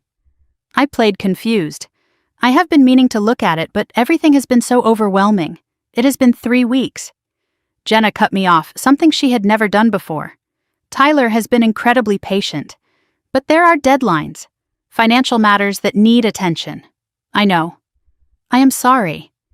It is just that every time I look at those papers, I see Marcus's name, and I cannot bring myself to... I let tears well up, drawing on the reservoir of genuine grief that never seemed to empty. Jenna's expression flickered. Annoyance masked as sympathy. "I understand, sweetie, but Marcus would want you to be practical. He would not want you falling apart." The irony was staggering. Jenna lecturing me about what Marcus would want. Marcus, whose murder she had helped plan. Marcus, who was alive and listening to every word through the recording device hidden in my living room. "Give me until the end of the week," I said. "I promise I will sign everything." Jenna studied me for a long moment. Something calculating moved behind her eyes. "Fine, end of the week. But Erin, I am worried about you. You seem distant lately. Distracted." My heart pounded. Did she suspect something? "I am just tired. Grief is exhausting." Jenna nodded slowly, but her eyes never left my face. She knew something was wrong. She just could not figure out what. That afternoon, Tyler arrived alone. No casseroles this time, no pretense of family concern. He walked into my living room like he owned it and sat across from me without being invited.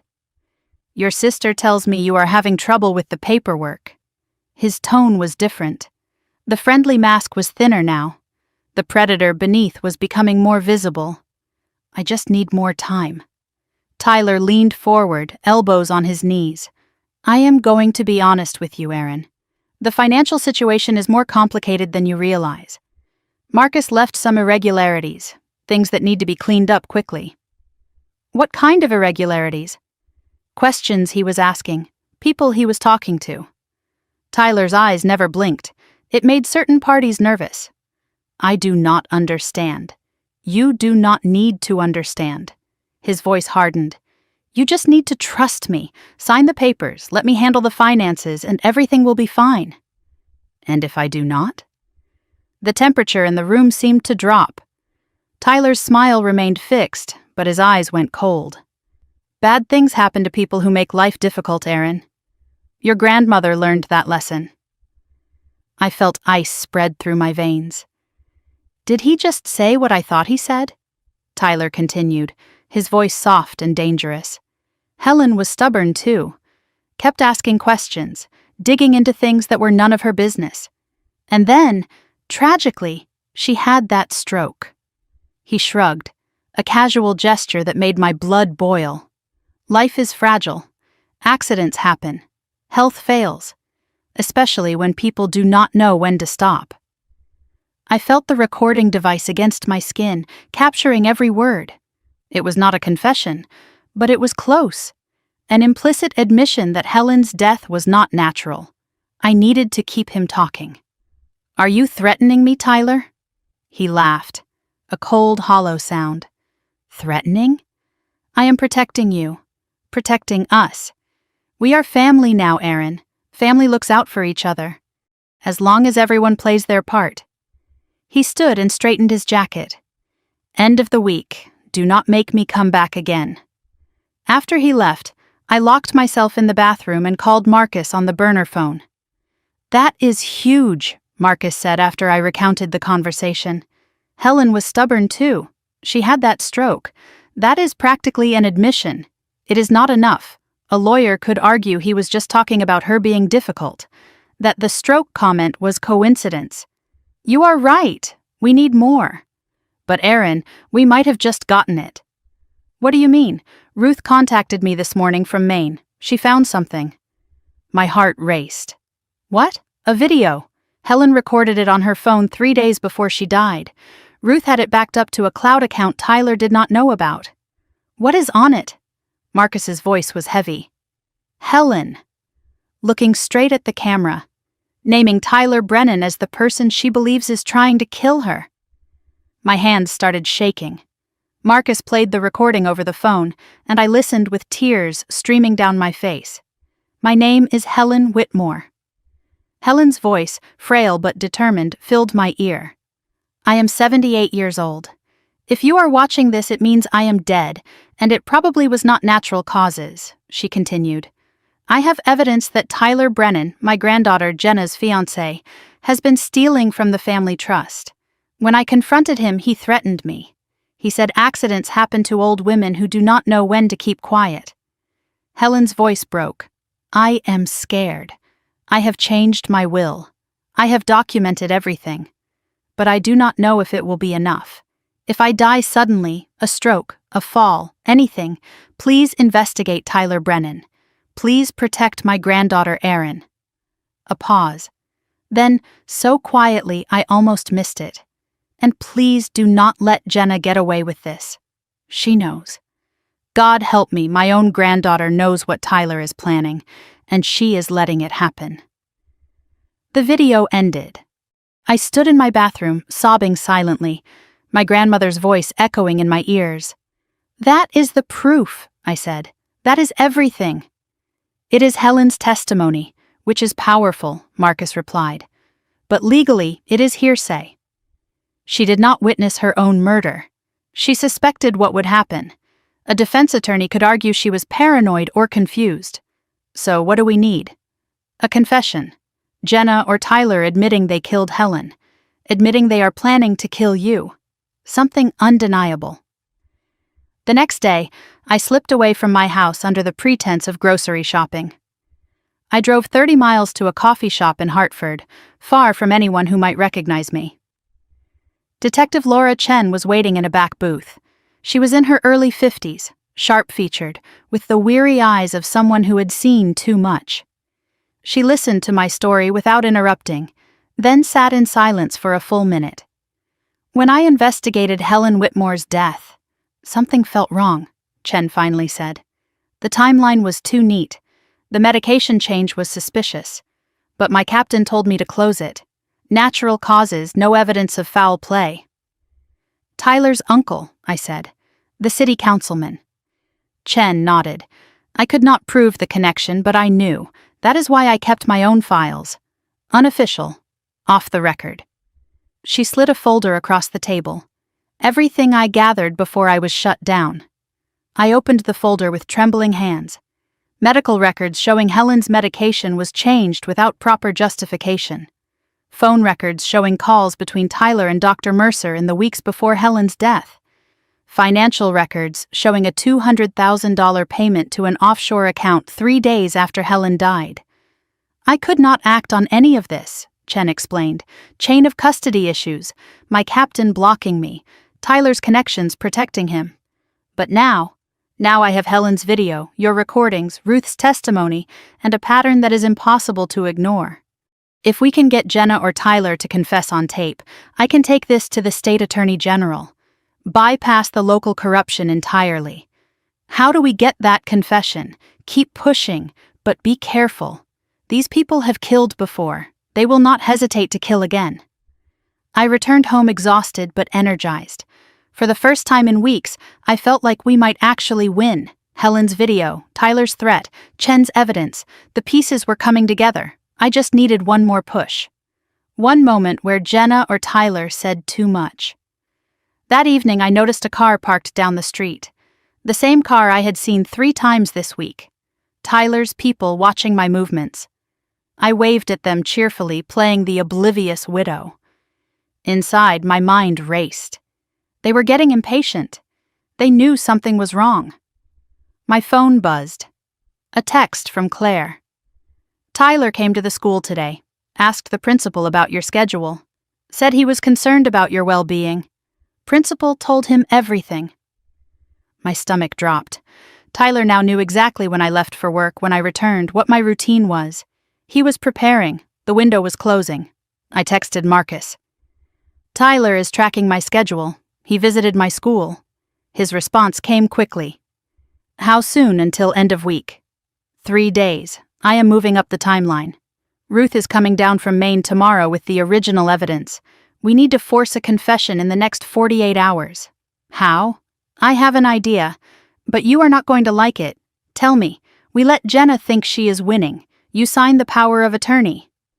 I stared at the phone. What? A fake one. Chen will prepare documents that look legitimate but are legally void. When Jenna and Tyler think they have won, they will let their guard down. That is when they will talk. Late that night, I was in the bathroom with the burner phone, water running for cover. Marcus and I were reviewing the plan in whispered voices. Are you sure about this? Signing fake documents feels dangerous. It is our best shot. Once they think they have won. The bathroom door flew open. Jenna stood in the doorway. She was not supposed to be here. She had a key now, I realized. When had she gotten a key? Her eyes went straight to the phone in my hand. Who are you talking to? My heart stopped. The water was still running. The phone was clearly not my regular one. I could not sleep. I was just... Jenna stepped into the bathroom, her face hardening. Give me the phone, Aaron. It is nothing, just a meditation app. You do not have a second phone for meditation apps. Her voice was ice. Who are you talking to? My mind raced. I could not let her see the call log, could not let her know about Marcus. It is nobody, just a grief counselor I have been calling privately. I did not want anyone to know. Jenna held out her hand. Then you will not mind if I check. Time slowed. I saw my options narrowing. If Jenna saw Marcus's number, everything fell apart. If she heard his voice still on the line, we were both dead. I made a split-second decision. I ended the call, deleted the call log, handed over the phone. Fine, check it. But you are being paranoid, Jenna. She scrolled through the phone. Contacts, call history, messages. Everything had been deleted. The phone looked clean. But Jenna was not satisfied. Where did you get this phone? I bought it after Marcus died. I wanted something private, something that did not remind me of him every time it rang. She studied me for a long moment, and I saw something new in her eyes. Suspicion.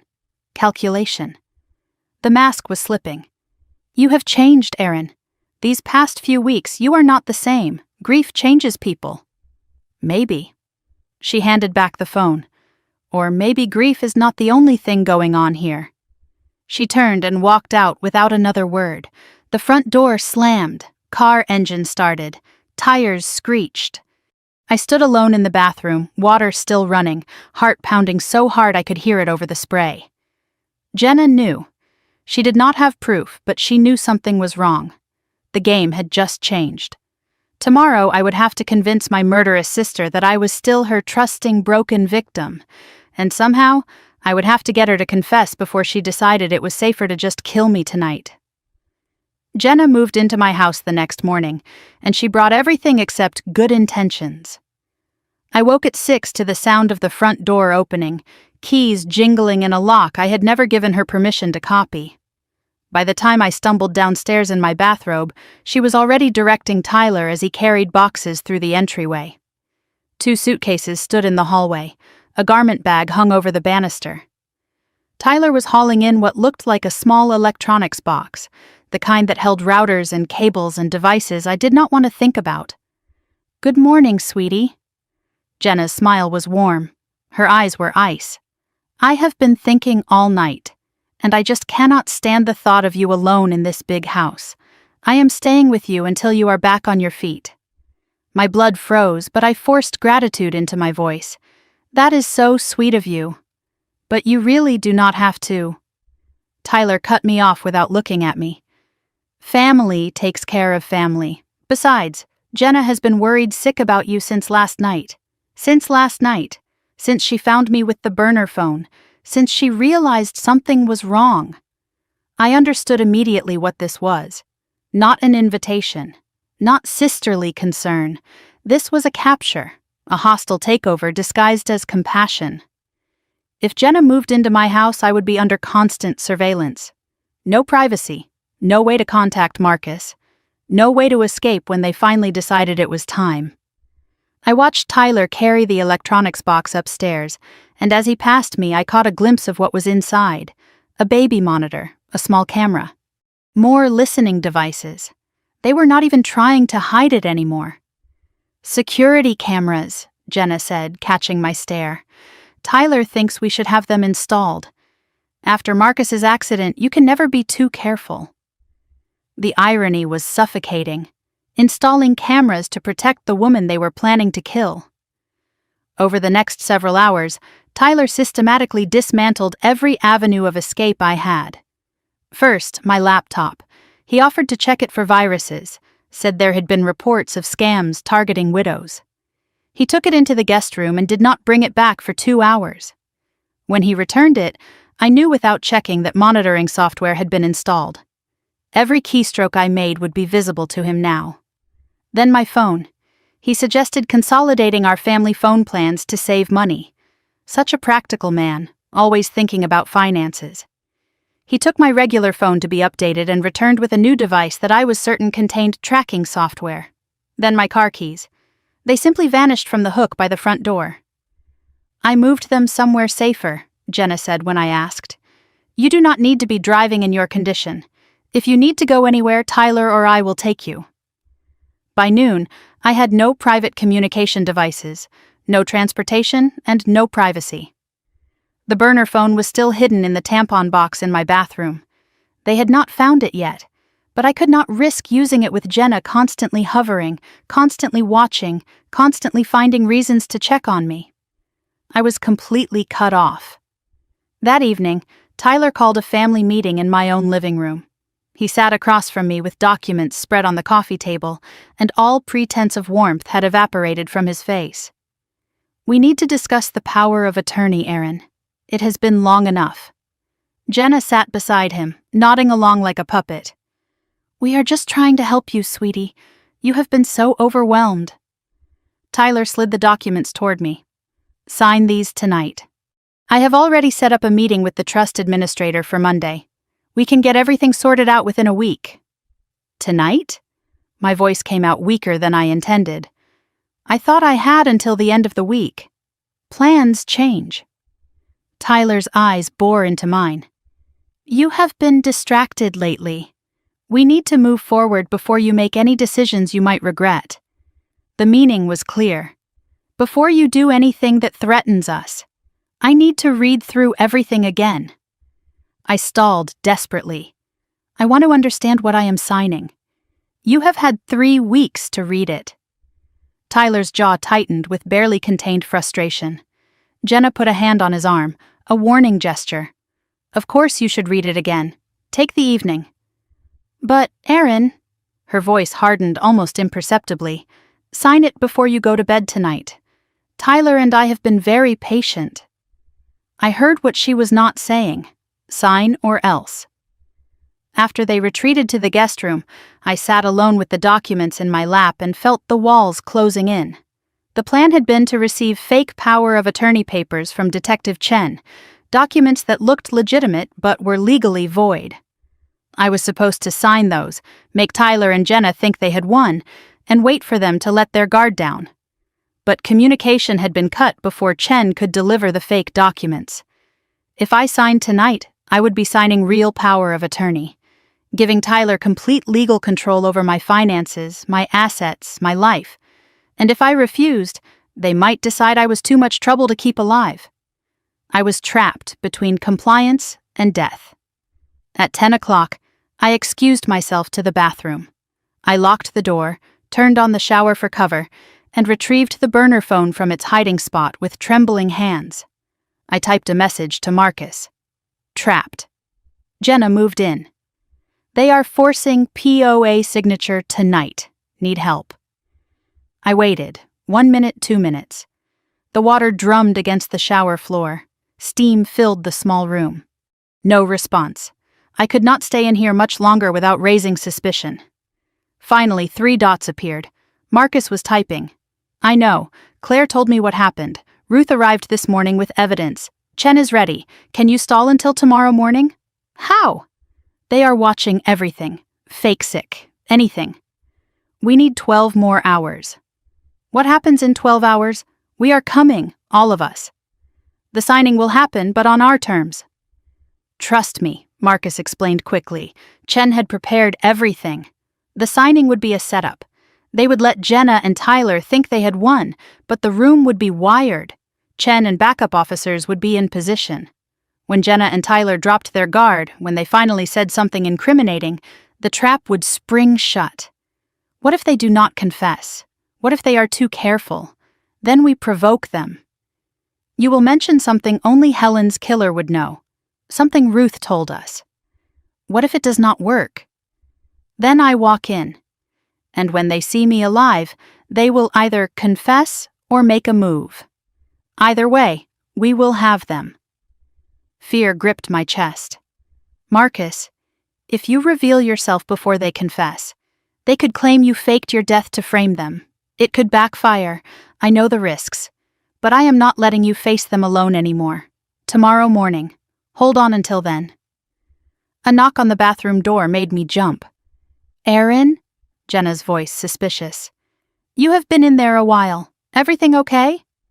I hid the phone, flushed the toilet, ran the sink. Fine. Just feeling a little nauseous. Be out in a minute. I typed one final message. Tomorrow. I will be ready. Then I deleted everything and hid the phone again. I emerged from the bathroom, pressing a hand to my stomach, letting my face go pale. I did not have to fake the trembling. That was real enough.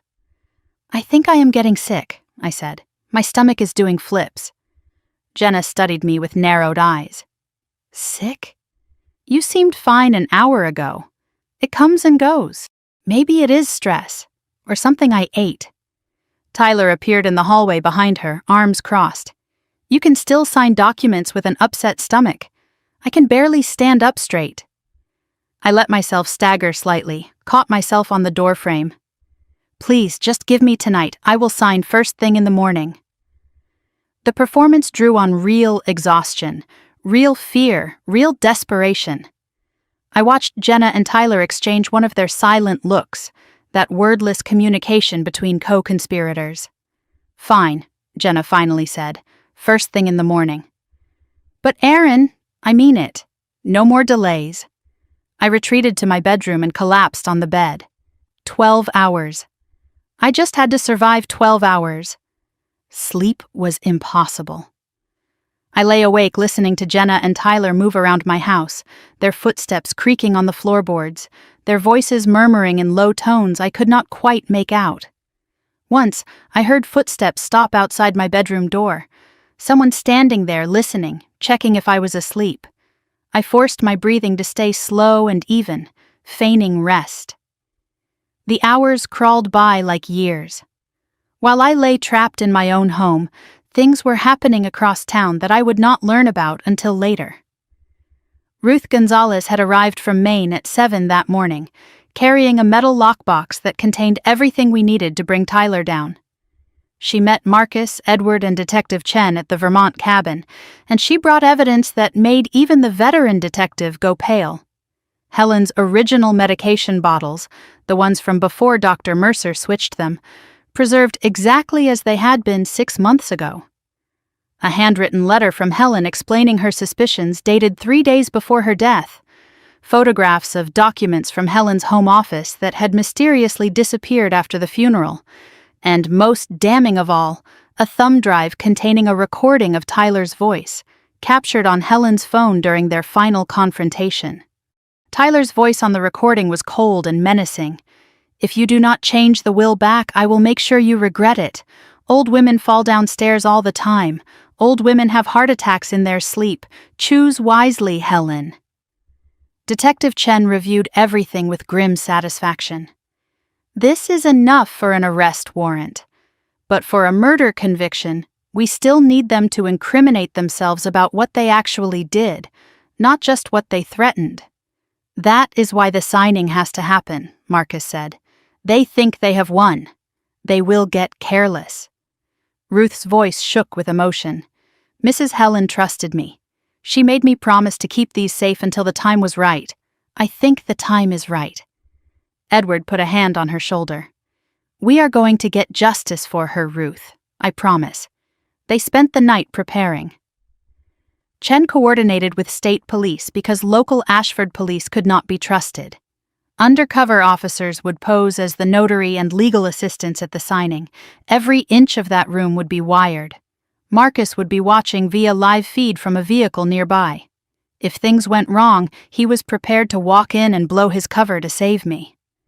At 5:47 in the morning, I heard movement in the hallway outside my bedroom.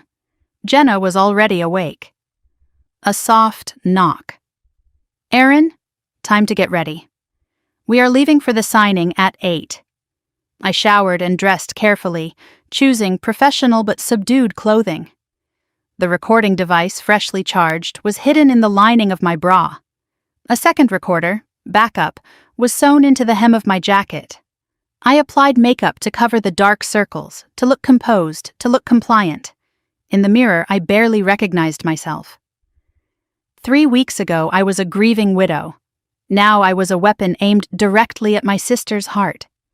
I walked downstairs to find Tyler on his phone, speaking in low tones near the kitchen window. He did not see me standing at the top of the stairs. Everything is set, he said. She will sign this morning. By noon, we will have full control. A pause while the person on the other end spoke. Once the paperwork clears, we wait a few weeks.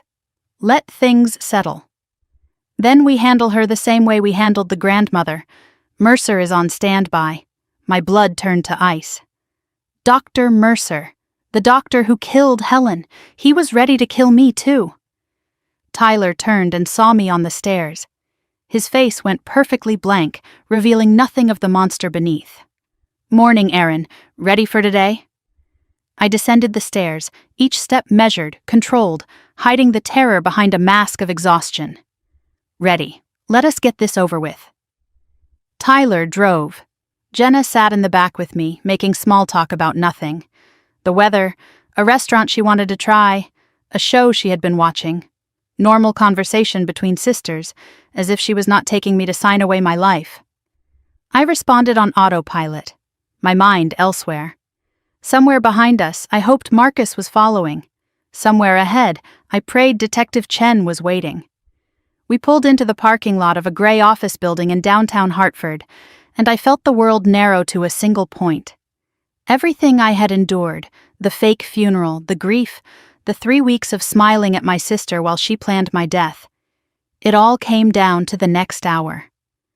I touched the recording device through my shirt, felt its reassuring presence against my heart. One way or another, this ended today. Either I would walk out of that building with a confession, or I would not walk out at all. I opened the car door and stepped into the cold November air. Jenna took my arm, sisterly and solicitous. Tyler walked ahead, checking his phone, already counting his stolen millions. They had no idea what was waiting for them inside, and I intended to keep it that way until the very last moment.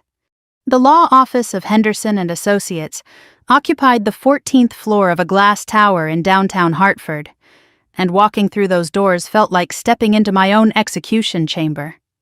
The reception area was all polished marble and leather chairs, fresh flowers on every surface, the smell of expensive coffee drifting from somewhere unseen. Everything designed to project legitimacy and trustworthiness, everything a lie. A receptionist greeted us with a professional smile. "The McCall party? Mr. Henderson is ready for you." I studied her face as she led us down the hallway. Younger than I expected, with alert eyes that seemed to take in everything without appearing to look at anything. I wondered if she was one of Detective Chen's undercover officers. I had no way to know. I was not supposed to know the details. Plausible deniability, Marcus had called it. We were shown into a conference room with floor-to-ceiling windows overlooking the Hartford skyline. A long mahogany table dominated the space, 8 leather chairs arranged around it, documents already spread across the polished surface. A man in his 60s rose to greet us. William Henderson, attorney at law, according to the nameplate on the door. His handshake was firm, his smile practiced. Mrs. McCall, my condolences on your loss. Please have a seat. We will try to make this as painless as possible. I searched his face for any sign that he was part of the trap. Nothing. Either he was an excellent actor or he was exactly what he appeared to be, a real attorney unknowingly participating in the takedown of 2 murderers. 2 other people waited in the room. A woman in her 50s with reading glasses perched on her nose, introduced as the notary public. A man in his 30s with an athletic build, introduced as a legal assistant. I noticed the assistant's jacket fit oddly, a slight bulge at his hip. A gun, maybe. Or maybe I was seeing threats everywhere. I touched the recording device hidden against my chest and took my seat. Please have a seat, Henderson said, gesturing to the chairs. Let us begin. We settled around the table, Aaron on one side, Jenna and Tyler on the other. Like opposing armies meeting for a treaty signing that both sides knew would be broken. Henderson began explaining the documents in his measured, professional voice. Power of attorney. Financial management authorization. Trust access forms. Each one designed to transfer control of my life into Tyler's hands. I picked up the first page and pretended to read it carefully. The plan was to stall, ask questions, wait for them to get frustrated enough to make a mistake. I have a question about this section, I said, pointing to a paragraph about asset management. Henderson explained. I nodded thoughtfully and asked another question, then another. 20 minutes passed. I had signed nothing. Tyler's patience cracked first. Aaron, we have been over all of this, multiple times. Just sign the documents. I want to make sure I understand what I am agreeing to. I kept my voice meek, confused. This is my entire financial future. Jenna's smile tightened. We know, sweetie. That is why we are here to help. But you are making this much more complicated than it needs to be. I looked at my sister, really looked at her. The mask she had worn for weeks was thinner than ever. Frustration leaked through the cracks. Impatience made her jaw tight and her eyes hard. Good. Impatient people make mistakes. I set down the pen and folded my hands on the table. Actually, before I sign anything, I need to ask you both something. Tyler and Jenna exchanged a glance. That silent communication between co-conspirators. What now? Tyler's voice carried an edge. I took a breath. I need to ask you about Grandma Helen. The temperature in the room dropped 10 degrees. Jenna's face went blank. Tyler's eyes narrowed to slits. What about her? Jenna asked carefully. I have been thinking about how she died. The stroke, the timing of everything. Silence. Henderson looked confused. The notary and legal assistant were motionless, watching. Your grandmother was elderly, Tyler said. His voice was controlled but tight. She had health problems. It was sad but not unexpected. Was it, though? I let my voice sharpen slightly. Because I have been doing some research. Jenna's hands clenched on the table. Research? What kind of research? The kind that raises questions. I held Tyler's gaze. Like why her medication was changed 6 weeks before she died. Like why the doctor who changed it received $200,000 right after her funeral. Tyler's composure cracked. Just for a second, but I saw it. A flash of something that might have been fear. Where did you hear that? His voice was sharp now, all pretense of friendliness gone. Does it matter? The point is, I heard it. And I have been wondering, did Grandma Helen really die of natural causes? Aaron, what are you implying? Jenna's voice rose. That is insane. Is it? I turned to face my sister directly. Because I also found out that Grandma changed her will right before she died. Changed it so I got more than you, Jenna. And then, conveniently, she died before she could change it again. Jenna stood abruptly, her chair scraping against the floor with a screech. I do not have to listen to this. Tyler grabbed her arm with a controlling grip. Jenna, sit down. He turned to me, his voice dangerously calm. I do not know where you are getting this information, but you need to stop, right now. Or what? I let the words hang in the air. Something bad will happen to me, like it happened to Helen? Enough. Tyler slammed his palm on the table. Everyone jumped. Henderson looked alarmed. The notary and assistant tensed but did not move. Tyler caught himself, forced his voice back to something resembling calm. Aaron, you are clearly not in the right state of mind to make financial decisions. Maybe we should postpone this. No. I shook my head. I want to finish this conversation. I want to know the truth. I looked directly at Jenna. Did you know, Jenna? Did you know what Tyler was planning for our grandmother? My sister's face was white as paper. Her mouth opened and closed. No words came out. That silence was more damning than any confession. How do you know about the texts? Jenna's voice was barely a whisper. Tyler, how does she know about the texts? Shut up, Jenna. Tyler's command was sharp as a knife. But Jenna was unraveling now, weeks of tension and guilt spilling out. You said no one would ever find out. You said it was untraceable. How does she know? I said, shut up, Tyler roared. The legal assistant stepped forward slightly. The notary had her hand near her purse. I pressed harder. Jenna, please, I need to hear you say it. Did you know Tyler was going to kill our grandmother? My sister was crying now. Real tears. Ugly tears. Snot running down her face, mascara streaking her cheeks. The composed, calculating woman I had been living with for 3 weeks was gone. In her place was something broken and desperate. I did not want to, she sobbed. You do not understand what it was like. She was going to cut me out of everything. Everything that should have been mine. Jenna, stop talking. Right now. Tyler's voice was dangerous, but Jenna was beyond hearing him. She always loved you more, Aaron. Always.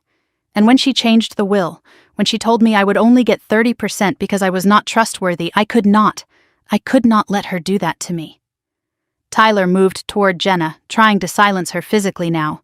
But I was faster. What did you do, Jenna? Say it. The words exploded out of her like they had been trapped for months, desperate to escape. We killed her, okay? Is that what you want to hear?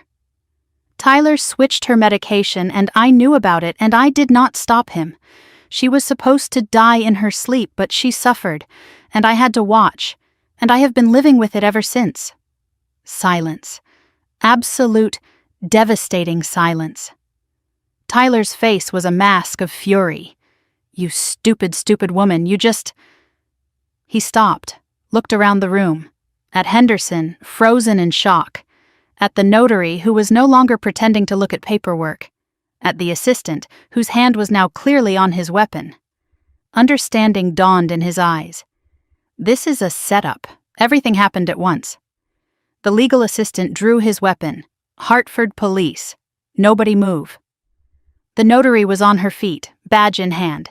Tyler Brennan, Jenna Dawson, you are under arrest for the murder of Helen Whitmore. Henderson dropped to the floor and crawled under the table. Apparently he had been a real attorney after all. The door burst open. 2 more officers, guns drawn, flooding into the room. But Tyler moved faster than anyone expected. He grabbed Jenna and shoved her toward the officers. A human shield, a distraction. In the chaos, while everyone was focused on my screaming sister, he lunged across the table. His hand closed around my wrist with crushing force. He yanked me toward him before I could react. Cold metal pressed against my temple. Everybody back. Tyler's voice was barely recognizable. The smooth, charming man I had known was gone. In his place was something feral and desperate. Or I swear to God I will kill her right here. The room froze. Officers had guns raised but could not shoot. I was in the way, Tyler's arm locked around my throat, the gun barrel digging into my skull.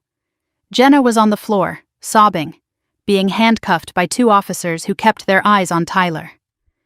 This is how it is going to work, Tyler said. I am walking out of here with her.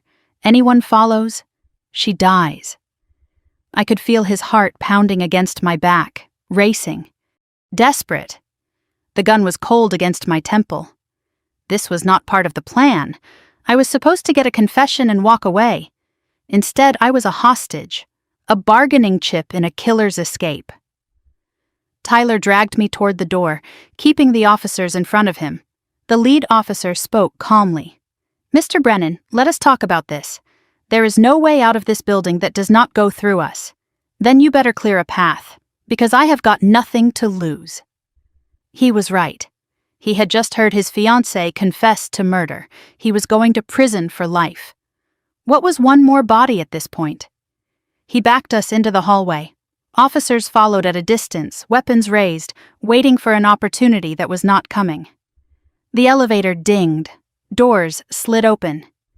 "Get in," Tyler commanded. "Just you and me, Aaron. Anyone else gets in, she dies." He shoved me inside and jammed the close door button.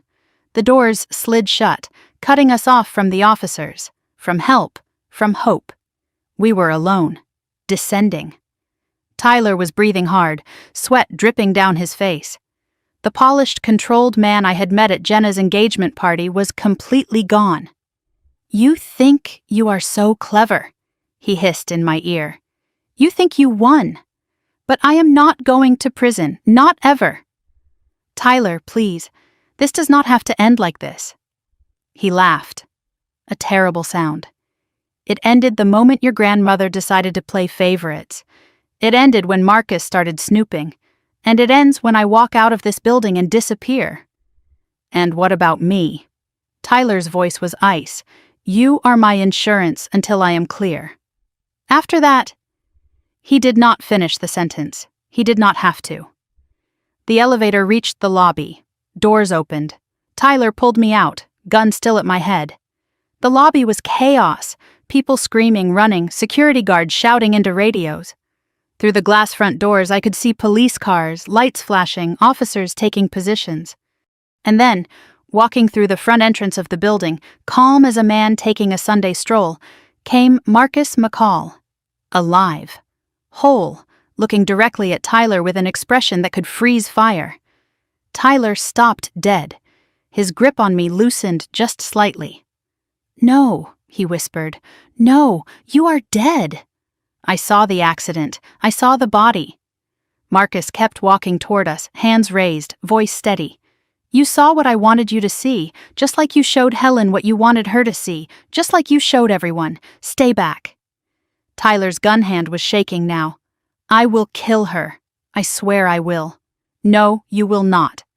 Because if you pull that trigger, you have nothing left. No hostage, no leverage, no escape." Marcus took another step. "Let my wife go, Tyler. It is over." Tyler was coming apart. The man who had planned everything, who had controlled everything, was watching his world crumble. "You were supposed to be dead." His voice cracked. "I planned everything. The accident, the body, everything. You planned to kill me, and you failed, just like you are going to fail now. I will not go to prison." His attention was fully on Marcus. Rage, fear, disbelief. His grip on me loosened just enough. I remembered the self-defense move Marcus had taught me years ago. I drove my elbow back into Tyler's solar plexus with everything I had. He doubled over, gun arm swinging wild. I dropped, rolled away. A shot rang out. Not Tyler's gun. A police sniper positioned on the building across the street. Tyler crumpled to the marble floor, weapon clattering away, clutching his shoulder and screaming. Officers swarmed in, pinning him down, cuffing him. It was over. Marcus ran to me, pulled me into his arms. I was shaking, crying, laughing, all at once. "You are alive," I said into his chest. "You are really alive. I told you I would come back." He held me tight. "I told you I would not let them hurt you." Behind us, Tyler was screaming as they dragged him away. "She is the one. Jenna is the one who did it. I will testify. I will tell you everything."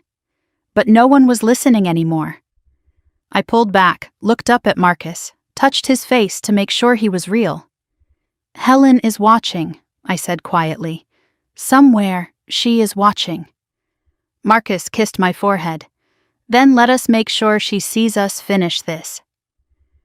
They led me outside into the cold November air, past the police cars and the crime scene tape and the gathered crowd trying to understand what had just happened. Somewhere in that building, Jenna was being read her rights. Somewhere behind us, Tyler was bleeding and screaming and bargaining for a deal he would never get. And somewhere above it all, I liked to think my grandmother was finally at peace, knowing that the people who killed her would spend the rest of their lives paying for it. But as I leaned against my not-so-dead husband and watched the chaos unfold, I knew one thing with absolute certainty. This was not the ending. This was just the beginning of justice finally being served. The next hour passed in fragments, like a film reel with missing frames. Police lights strobing red and blue across the Hartford skyline, shouting voices and radio static. Marcus's hand gripping mine so tight it almost hurt, and the beautiful, terrible sound of my sister screaming as they loaded her into a patrol car. I sat on the bumper of an ambulance, wrapped in a shock blanket I did not remember receiving. EMTs had checked my vitals, elevated heart rate, mild bruising on my throat where Tyler's arm had crushed against my windpipe, but otherwise unharmed, physically at least. Marcus sat beside me close enough that our shoulders touched. Neither of us spoke. There was too much to say and no words that could hold it all. Across the parking lot, Tyler was being loaded into a separate ambulance under armed guard. His shoulder wound was being treated, but the screaming had not stopped. He was still bargaining, still threatening, still insisting that Jenna was the real mastermind, and he was just following orders. Nobody was listening. I watched them close the ambulance doors on him and felt nothing. Not satisfaction, not relief. Just a hollow emptiness where rage used to live. Then I saw Jenna. She was sitting in the back of a police cruiser, hands cuffed behind her, face streaked with ruined makeup. She was not screaming anymore. She was not crying. She was just sitting there, staring at nothing, like someone had reached inside her and turned off all the lights. I caught her eye through the window.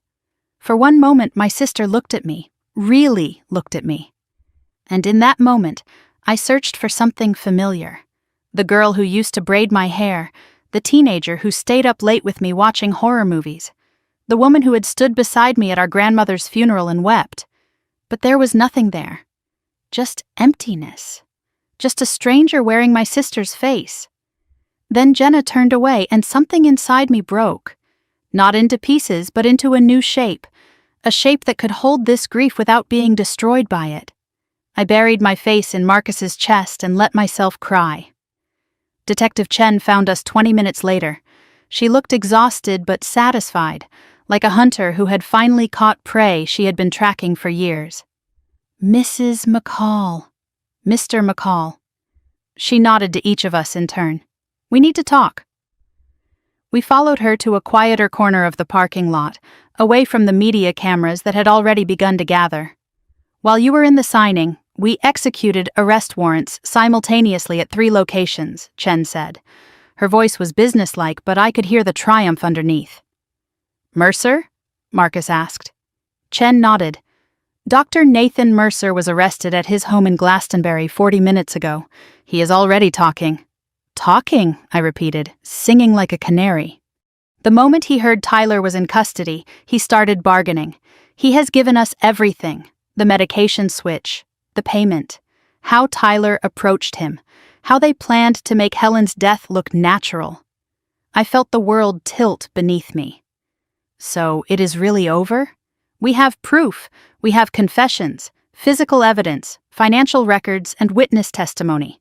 Your grandmother's death will be officially reclassified as homicide by end of day. Homicide. The word I had known was true but had never heard spoken officially. Helen did not die of natural causes. She was murdered. And now, finally, the world would know. What about Jenna? My voice came out as barely a whisper. Chen's expression softened slightly. Your sister is facing charges of conspiracy to commit murder, accessory to murder and fraud.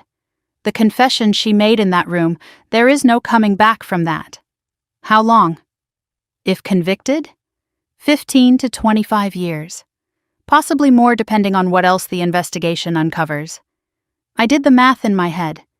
Jenna was 32. She could be nearly 60 when she got out, if she got out at all. I should have felt something. Satisfaction that justice was being served, relief that the nightmare was ending. But all I felt was tired, bone-deep, exhausted in a way that sleep could never fix. They took us to Hartford Police Headquarters for formal statements. The building was buzzing with activity.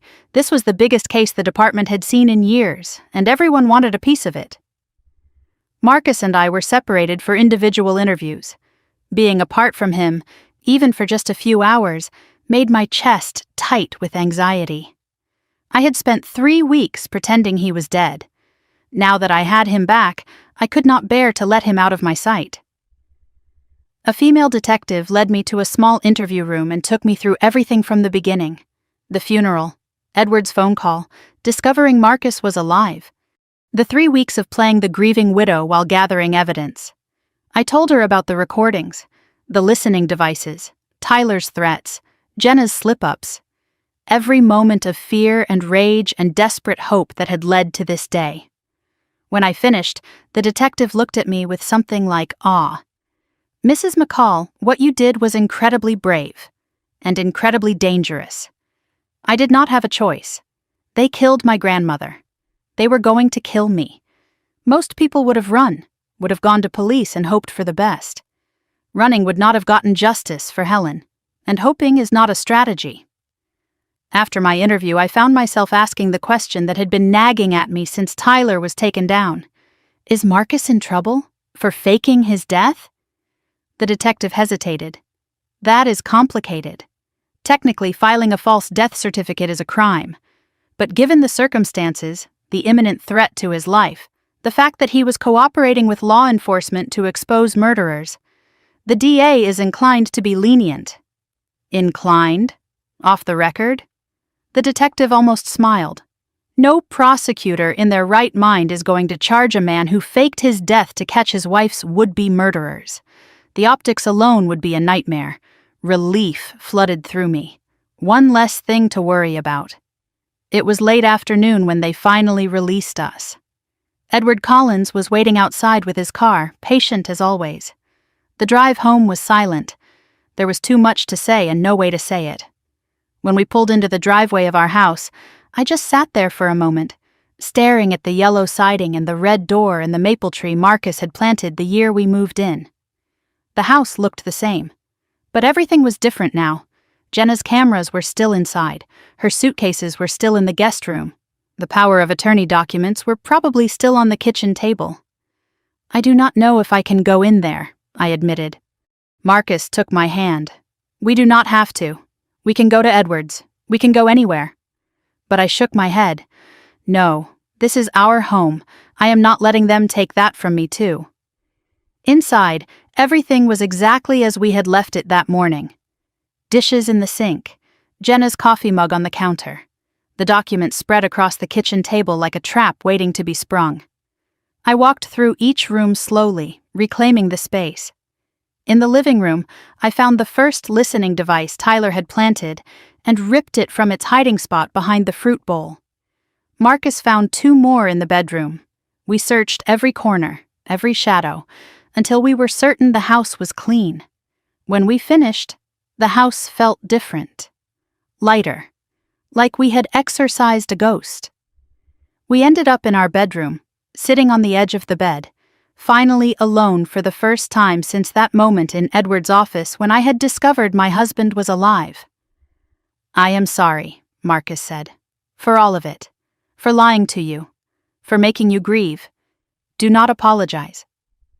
I took his hand. "You saved my life. I put you through hell first. We went through hell together, and we came out the other side." I leaned against him, exhausted, drained, but somehow whole. "What happens now?" I asked. "Now we wait for the trial. We testify. We watch them go to prison. And then?" Marcus was quiet for a long moment. "And then we figure out how to live again." That evening, Ruth Gonzalez and Edward Collins came to the house. It was the first time I had met Ruth in person. She was small, gray-haired, with kind eyes that had seen too much. She brought one final gift, a letter from Helen. "Mrs. Helen gave this to me the day before she died," Ruth said, her voice trembling. "She told me to give it to you only if the worst happened." I took the envelope with shaking hands. My name was written on the front in Helen's elegant script. The handwriting I had known my whole life, the handwriting I would never see again. I opened it and read aloud. "My dearest Erin, if you are reading this, then I am gone, and things have happened the way I feared they would. I want you to know that I am not afraid of death. I have lived a good life, loved deeply, and been loved in return. What I fear is leaving you unprotected. I have done everything I can to prepare. The documents, the evidence, the people I have trusted with pieces of the truth. But in the end, the thing that matters most is not money or proof or legal protection. It is you, your strength, your courage, your good heart. I changed my will not because I loved you more than Jenna, but because I trusted you more. Because I knew that you would use this inheritance to do good, not just for yourself, but for others. Take care of our family's legacy, Erin, and if Jenna was involved in my death, know that I forgive her. I do not expect you to forgive her. That is your choice to make. But I choose to remember her as the little girl who used to pick wildflowers for me, not as whatever she became. I love you forever. Grandma Helen." By the time I finished reading, everyone in the room was crying. Marcus, Edward, Ruth, me. "Mrs. Helen was a good woman," Ruth said quietly, "the best I ever knew." I folded the letter carefully and pressed it against my heart. We are going to honor her. Everything she built, everything she believed in. We are going to make sure it matters. The next morning, the story exploded across national news. Connecticut man fakes death to expose wife's killers. Sister arrested for grandmother's murder. Trust fund tragedy ends in multiple arrests. The headlines were everywhere. The phone would not stop ringing. Journalists, television producers, old friends who had seen the news and wanted details. I turned off my phone and let the world spin without me. I watched the news coverage with a strange sense of detachment. They were showing photographs of Jenna, her mugshot, but also old family photos that someone had leaked to the press. Jenna at Christmas, Jenna at her college graduation, Jenna and me as children, holding hands and smiling at the camera. The commentators dissected our family like a case study. Sibling rivalry turned deadly. Inheritance disputes lead to murder. The American family's dark side exposed. I turned off the television. "They are turning it into entertainment," I said. Marcus put his arm around me. "Let them. The only story that matters is the one told in court." The district attorney called that afternoon. He wanted to meet with us personally. The case was being fast-tracked, too high profile to let languish. "Your testimony will be crucial," he told us. "Yours and your husband's. Are you prepared for what that means?" "It means sitting in a courtroom and telling strangers how my sister helped murder my grandmother, how her fiancé held a gun to my head. It means reliving the worst moments of your life in public. Defense attorneys will try to break you. They will attack your credibility, your marriage, your relationship with your sister." I met his eyes without flinching. "I spent 3 weeks smiling at murderers. I think I can handle lawyers." 1 week later, I made a decision that I knew might be a mistake. I asked to visit Jenna in prison. The women's correctional facility was 40 minutes from Ashford. Gray walls, fluorescent lights, the smell of industrial cleaner, and despair. I waited in the visiting room on a plastic chair, staring at the wire mesh barrier that would separate me from my sister. When they brought Jenna in, I barely recognized her. She had aged 10 years in 1 week. No makeup, hair unwashed and hanging limp, eyes hollow and empty. She sat down across from me and said nothing. "Why are you here?" she finally asked. "I do not know. I needed to see you, to understand." Jenna laughed, a bitter, broken sound. "Understand what? That I am a monster? That I helped kill our grandmother for money? I need to understand how. How you became this person. The Jenna I knew would never... The Jenna you knew was a lie. My sister cut me off, her voice hard. She was always a lie. The good sister, the supportive one. I was drowning in jealousy my whole life, Aaron. You just never bothered to notice. So, this is my fault? No, this is my fault. But you do not get to be innocent either. You walked through life being loved, being chosen, being special, and you never once thought about what that left for me. I stared at my sister, searching for something. Remorse, guilt, the person she used to be. Do you regret it? I asked quietly. Any of it? Jenna was silent for a long time. When she finally spoke, her voice was flat and dead. I regret getting caught. I regret trusting Tyler. I regret that Grandma suffered. That was not supposed to happen. But do you regret killing her?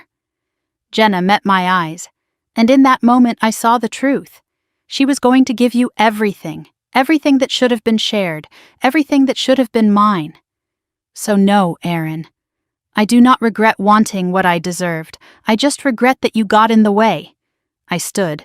My legs were shaking, but my voice was steady. Goodbye, Jenna. I walked toward the door. Aaron! Her voice followed me. Aaron, wait. I did not mean it. I am sorry. Aaron. But I kept walking, through the doors, into the cold November air, into a future without my sister. I drove home with Jenna's words echoing in my skull. I do not regret wanting what I deserved. And I finally understood something I should have seen years ago. My sister did not become a monster because of Tyler. She had always been capable of this. Tyler just gave her permission. As I pulled into our driveway and saw Marcus waiting on the porch, I made a decision. I would testify. I would tell the truth. And I would never let myself feel guilty for being loved, for being chosen, for being someone my grandmother trusted. Jenna made her choices.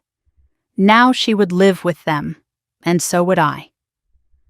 The Hartford Superior Courthouse was built in 1892, and standing on its marble steps that cold February morning, I could not help thinking that the building had witnessed over a century of families torn apart. Today, it would witness mine. 4 months had passed since the arrest. 4 months of depositions, hearings, motions, and delays. 4 months of reliving the worst moments of my life for lawyers and judges and court reporters who typed every word with clinical detachment. The trial itself had lasted 3 weeks. Testimony from dozens of witnesses.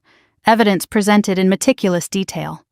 The entire ugly truth laid bare for 12 strangers to judge. I had testified for 2 full days, Marcus for 1, Ruth Gonzalez for half a day, her voice shaking but her words clear.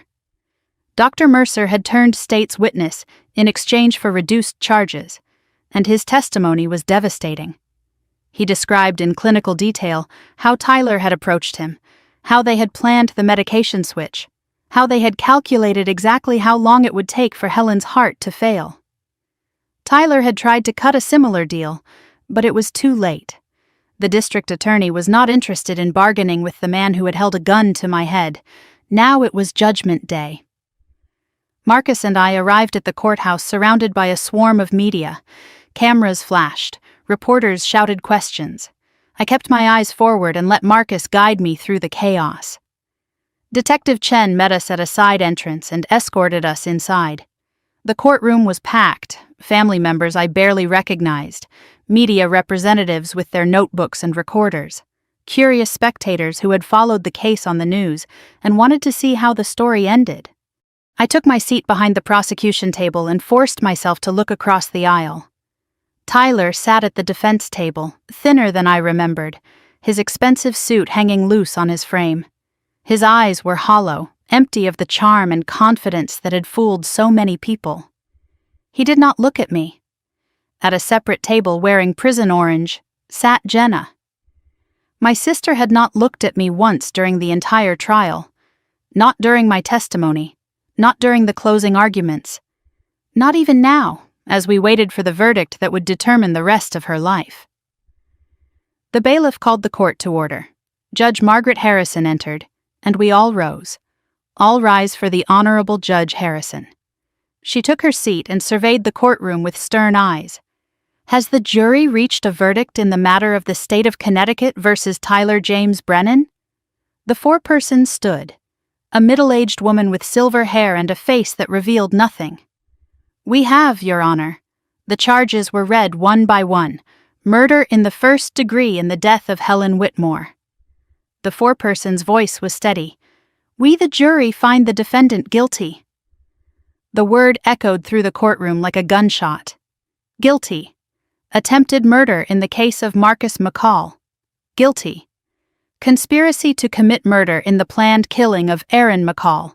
Guilty. Financial fraud, elder abuse, witness intimidation. Obstruction of justice. Guilty, guilty, guilty, guilty. Each word landed like a hammer blow, driving nails into the coffin of Tyler Brennan's freedom.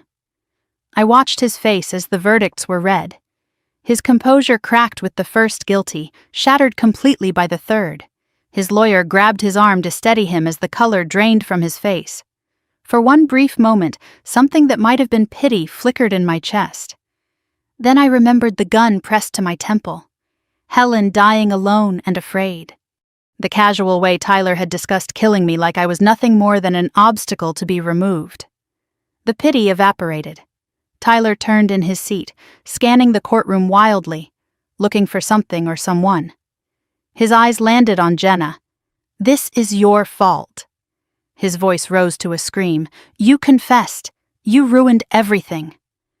Guards moved to restrain him as he lunged toward the barrier separating him from the gallery.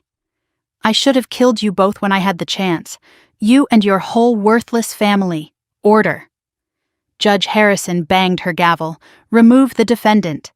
They dragged Tyler out of the courtroom, still screaming, still blaming everyone but himself for the destruction he had caused. The doors closed behind him, cutting off his voice mid-curse. The courtroom settled. Now it was Jenna's turn. My sister sat perfectly still, hands folded on the table in front of her, face blank as a mask. The sweet, supportive sister persona she had worn for years was gone. In its place was nothing. Just emptiness waiting to be filled with judgment. Has the jury reached a verdict in the matter of the state of Connecticut versus Jenna Marie Dawson? We have, Your Honor. The charges against Jenna were different but no less damning. Conspiracy to commit murder. Accessory to murder. Financial fraud. Obstruction of justice. The foreperson read each verdict with the same steady voice. Conspiracy to commit murder in the death of Helen Whitmore. We, the jury, find the defendant guilty. Accessory to murder, guilty. Financial fraud, guilty. Obstruction of justice, guilty. I watched my sister's face as each verdict fell. She did not flinch, did not cry, did not react at all. It was as if she had already gone somewhere else, somewhere no one could reach her, somewhere beyond guilt or innocence or consequences. The courtroom erupted in murmurs. Reporters rushed to file their stories. Somewhere behind me, someone was crying. I sat frozen, unable to move, unable to feel. I should have felt triumphant. Justice had been served. Helen had been avenged. Instead, I felt hollow. My sister was going to prison. My grandmother was still dead. There were no winners here, only survivors. 1 week later, we returned to the courthouse for sentencing. The atmosphere was different this time, quieter. The drama was over. Only the cold mathematics of justice remained. Judge Harrison addressed Tyler first. Mr. Brennan, you have been found guilty of murder in the first degree, attempted murder, conspiracy, fraud, and numerous other charges. Your crimes were calculated, cold-blooded, and motivated by pure greed. You targeted a vulnerable elderly woman, corrupted a medical professional, and planned to murder multiple members of the same family for financial gain.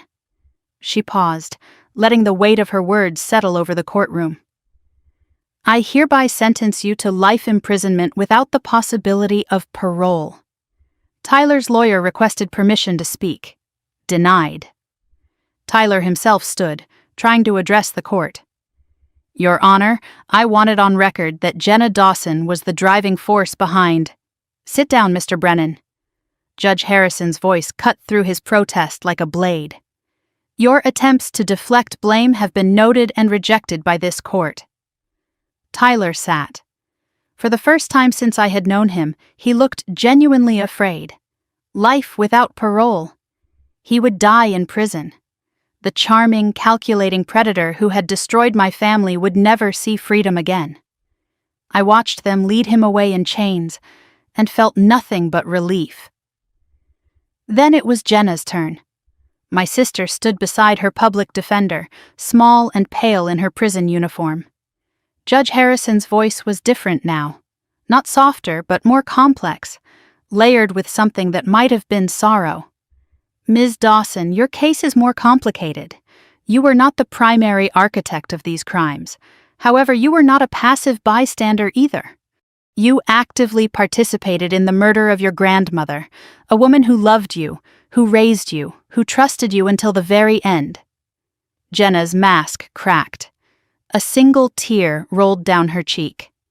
"The court recognizes that you were influenced by Tyler Brennan, but influence is not control. You had choices. You made the wrong ones. The sentence was 20 years, with possibility of parole after 15. I did the math again. Jenna was 32. She would be 47 at the earliest when she walked free. If she walked free. If the parole board believed she had been rehabilitated. If she survived 15 years in prison. Before being led away, Jenna was allowed to make a statement. She stood slowly, her chains rattling in the silent courtroom, and faced the gallery. "I want to say something to my sister." Judge Harrison nodded permission. Jenna turned to look at me directly for the first time since the trial began. "I know you hate me. You should. What I did was unforgivable." She paused, struggling for words that could never be adequate. "When we were kids, I used to wish I was you. You were so easy. Everything came easy to you. School, friends, grandma's love. I had to fight for every scrap of attention, and you just had it all. I felt tears burning my eyes but refused to let them fall. I told myself the money would make it even. That once I had what you had, I would finally feel like enough. But it did not work. Nothing Tyler promised came true. And now I have lost everything, including you." Her voice hardened slightly. "I am not asking for forgiveness. I know I do not deserve it. But I want you to know that I loved Grandma. In my own broken way, I loved her. And I will spend the rest of my life regretting that I let that love get poisoned by jealousy." She stopped, looked down at her shackled hands. "That is all. I am done." Guards moved to escort her out. At the door, she stopped and looked back one final time. "Goodbye, Aaron." Then she was gone. 2 days later, there was a separate hearing for Dr. Nathan Mercer. He had pleaded guilty months ago in exchange for his testimony against Tyler. But guilty pleas still required sentencing. Dr. Mercer stood before Judge Harrison looking nothing like the confident physician he had once been. Gray, diminished, beaten. His lawyer argued for leniency, cooperation with authorities, no prior criminal record, genuine remorse. The prosecution argued for maximum punishment. He had violated his sacred oath. He had killed a patient for money. He had betrayed everything the medical profession was supposed to represent. Judge Harrison's verdict was 12 years in federal prison and permanent revocation of his medical license. Before being led away, Mercer turned to address me directly. "I became a doctor to save lives. I do not know when that changed. I do not know when money became more important than the oath I swore." His voice cracked. "I am sorry. I know that means nothing. But I am sorry. I said nothing. I did not owe him absolution." After the hearing, Detective Chen briefed us on the ongoing investigation. Tyler's uncle, the city councilman who had protected him for years, had resigned under a cloud of corruption allegations. The police captain who had suppressed the original investigation into Helen's death had been suspended pending internal review. The bank employees who had leaked confidential trust information were facing charges of their own. The entire network Tyler had built was collapsing, one domino at a time. Your grandmother would be proud, Chen said quietly. My grandmother would have preferred to be alive. Chen nodded, but since that was not possible, this is the next best thing. 1 week after sentencing, Marcus and I were summoned to Ashford Town Hall. We were met by the mayor, the new police chief, and a representative from the state medical examiner's office. They led us to a small conference room where documents were spread across a table. The medical examiner presented the official form. Helen Margaret Whitmore. Death certificate amended. Original cause of death. Cerebrovascular accident. Amended cause of death. Homicide by poisoning via medication tampering. Manner of death, homicide. The word homicide was printed in stark black ink. Official, permanent, true. The mayor spoke next. On behalf of the town of Ashford, I want to extend our deepest apologies to the Whitmore family. Helen Whitmore was a pillar of this community for over 50 years. She served on our town council. She contributed to countless charities. She touched hundreds of lives. She deserved better from us. She deserved justice when she was alive. We failed her then. We will not fail her memory now. A formal apology. A public acknowledgement. It did not bring Helen back. Nothing could. But it mattered. Somehow it mattered. That afternoon, Marcus and I drove to the cemetery. Helen's headstone stood gray and solid against the winter sky. Simple and elegant, just like she had been. I knelt beside it and placed fresh flowers in the built-in vase. Wildflowers, the kind Jenna used to pick when we were children. Before everything went wrong. We did it, Grandma. I whispered the words against the cold stone. They are going to prison. All of them. Your name is cleared. Everyone knows the truth. I touched the smooth granite, tracing the letters of her name with my fingertips. I wish you were here. I wish I could have saved you instead of avenging you. Marcus stood behind me, his hand warm on my shoulder. She knows, he said quietly. Wherever she is, she knows. I stood and looked at my grandmother's grave, at the peaceful rows of headstones stretching across the winter landscape, at the bare trees waiting for spring. I want to do something, I said. Marcus looked at me. What kind of something? Grandma left me almost $3 million. Money I never asked for, never expected, money that people killed for. I turned to face my husband. I do not want it sitting in a bank account. I do not want it buying things I do not need. I want it to mean something. I want Helen's death to mean something beyond revenge. What are you thinking? A foundation. Something that helps other families. Other elderly people being targeted and manipulated and abused. Something that gives them what Helen did not have. Someone in their corner before it is too late. Marcus was quiet for a moment. Then he smiled. Helen would love that. Then let us do it. Let us turn all this pain into something that matters. We walked out of that cemetery hand in hand, leaving the graves and the grief behind us but carrying something else forward.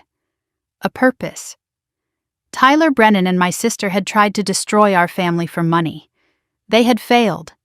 And now that same money would become a shield for every vulnerable person we could reach. Helen's legacy would not be her murder. It would be the lives saved in her name. That was the real justice. Not watching them go to prison, but making sure their cruelty created something beautiful they could never have imagined.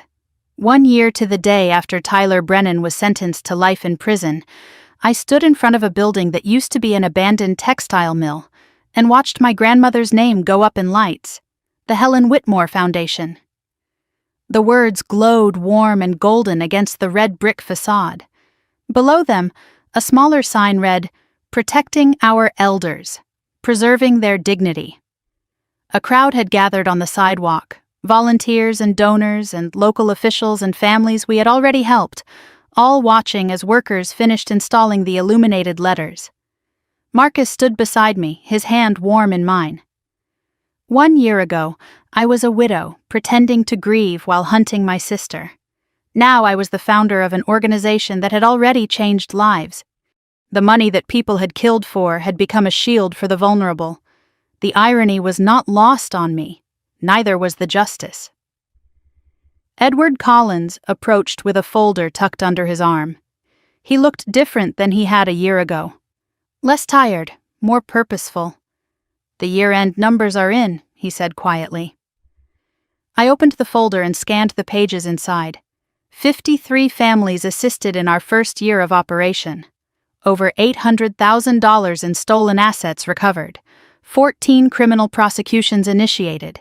6 financial predators currently behind bars. "Helen would be proud," Edward said. "Helen would say we are just getting started." The grand opening ceremony began an hour later. I stood at a podium in front of the renovated building, looking out at the gathered crowd, and felt something I had not felt in a very long time. Hope.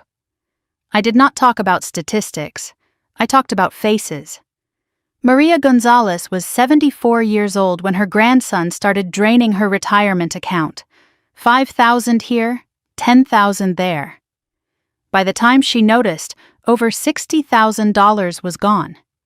Her grandson told her she was confused, told her she had approved the withdrawals, made her doubt her own memory. The foundation intervened. We recovered her money. We helped her establish legal protections that would prevent anyone from accessing her accounts without proper oversight. Maria was in the audience today, sitting in the front row, crying happy tears. "She reminds me of my grandmother," I said, "not because they look alike, but because they both deserved someone to fight for them." I told other stories too. Harold Chen, 81, whose financial advisor turned out to be a con artist. We exposed the fraud, recovered his savings, and the advisor was now serving 5 years in federal prison. The Patterson family, whose father's new wife had been systematically isolating him from his children. Our mediators helped reunite the family before it was too late. Each story was Helen's story repeated, but with a different ending. "Every person in this room has been touched by betrayal," I said. "By people who should have protected them, but chose to exploit them instead. I know that pain personally. I lived it. I almost died from it." I paused, letting the weight of those words settle. But I also learned something. Pain can become purpose. Grief can become action. And justice, real justice, is not just about punishing the guilty. It is about protecting the innocent. After my speech, I mingled with the crowd. The team that had made this possible surrounded me, and I felt grateful for every single one of them. Detective Laura Chen had retired from Hartford Police Department 6 months ago. She was now our Director of Investigations, using 30 years of law enforcement experience to help families navigate the legal system. "I spent my career watching cases like Helen's get swept under the rug," Chen told a group of donors. "Now I actually get to do something about them." Claire Mitchell was there too. My former colleague from Lincoln Elementary had quit teaching to become the foundation's volunteer coordinator. She had recruited over 200 volunteers in the past year, many of them retired teachers and nurses and social workers who wanted to make a difference. "I always wanted to do more than grade papers," Claire said.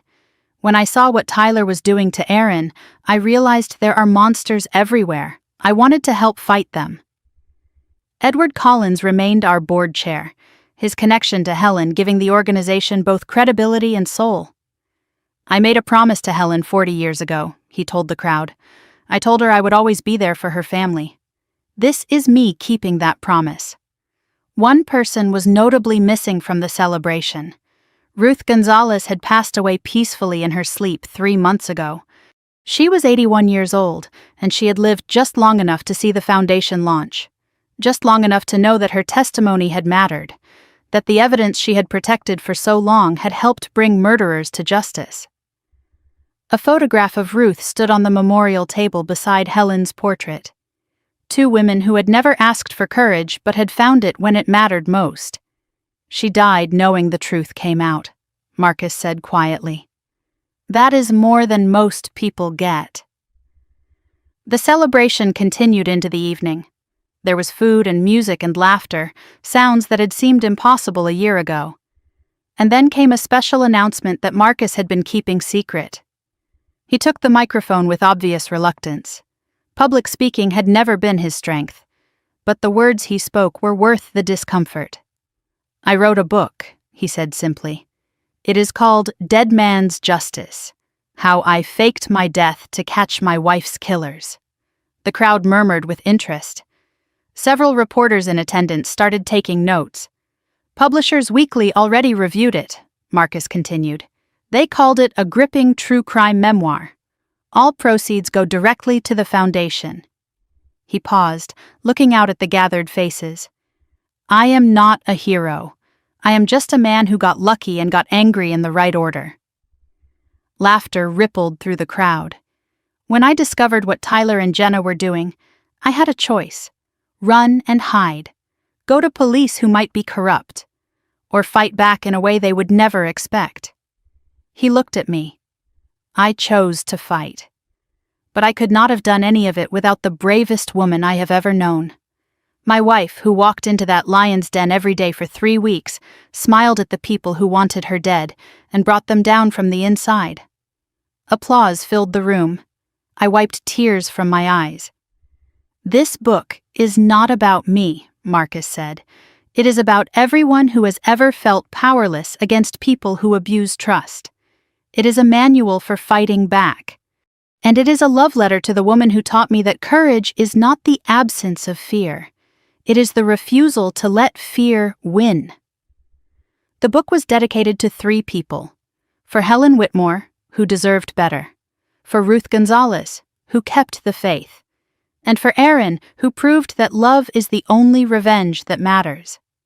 Later that evening, after the guests had gone and the caterers had packed up, Marcus and I sat alone in the empty foundation hall.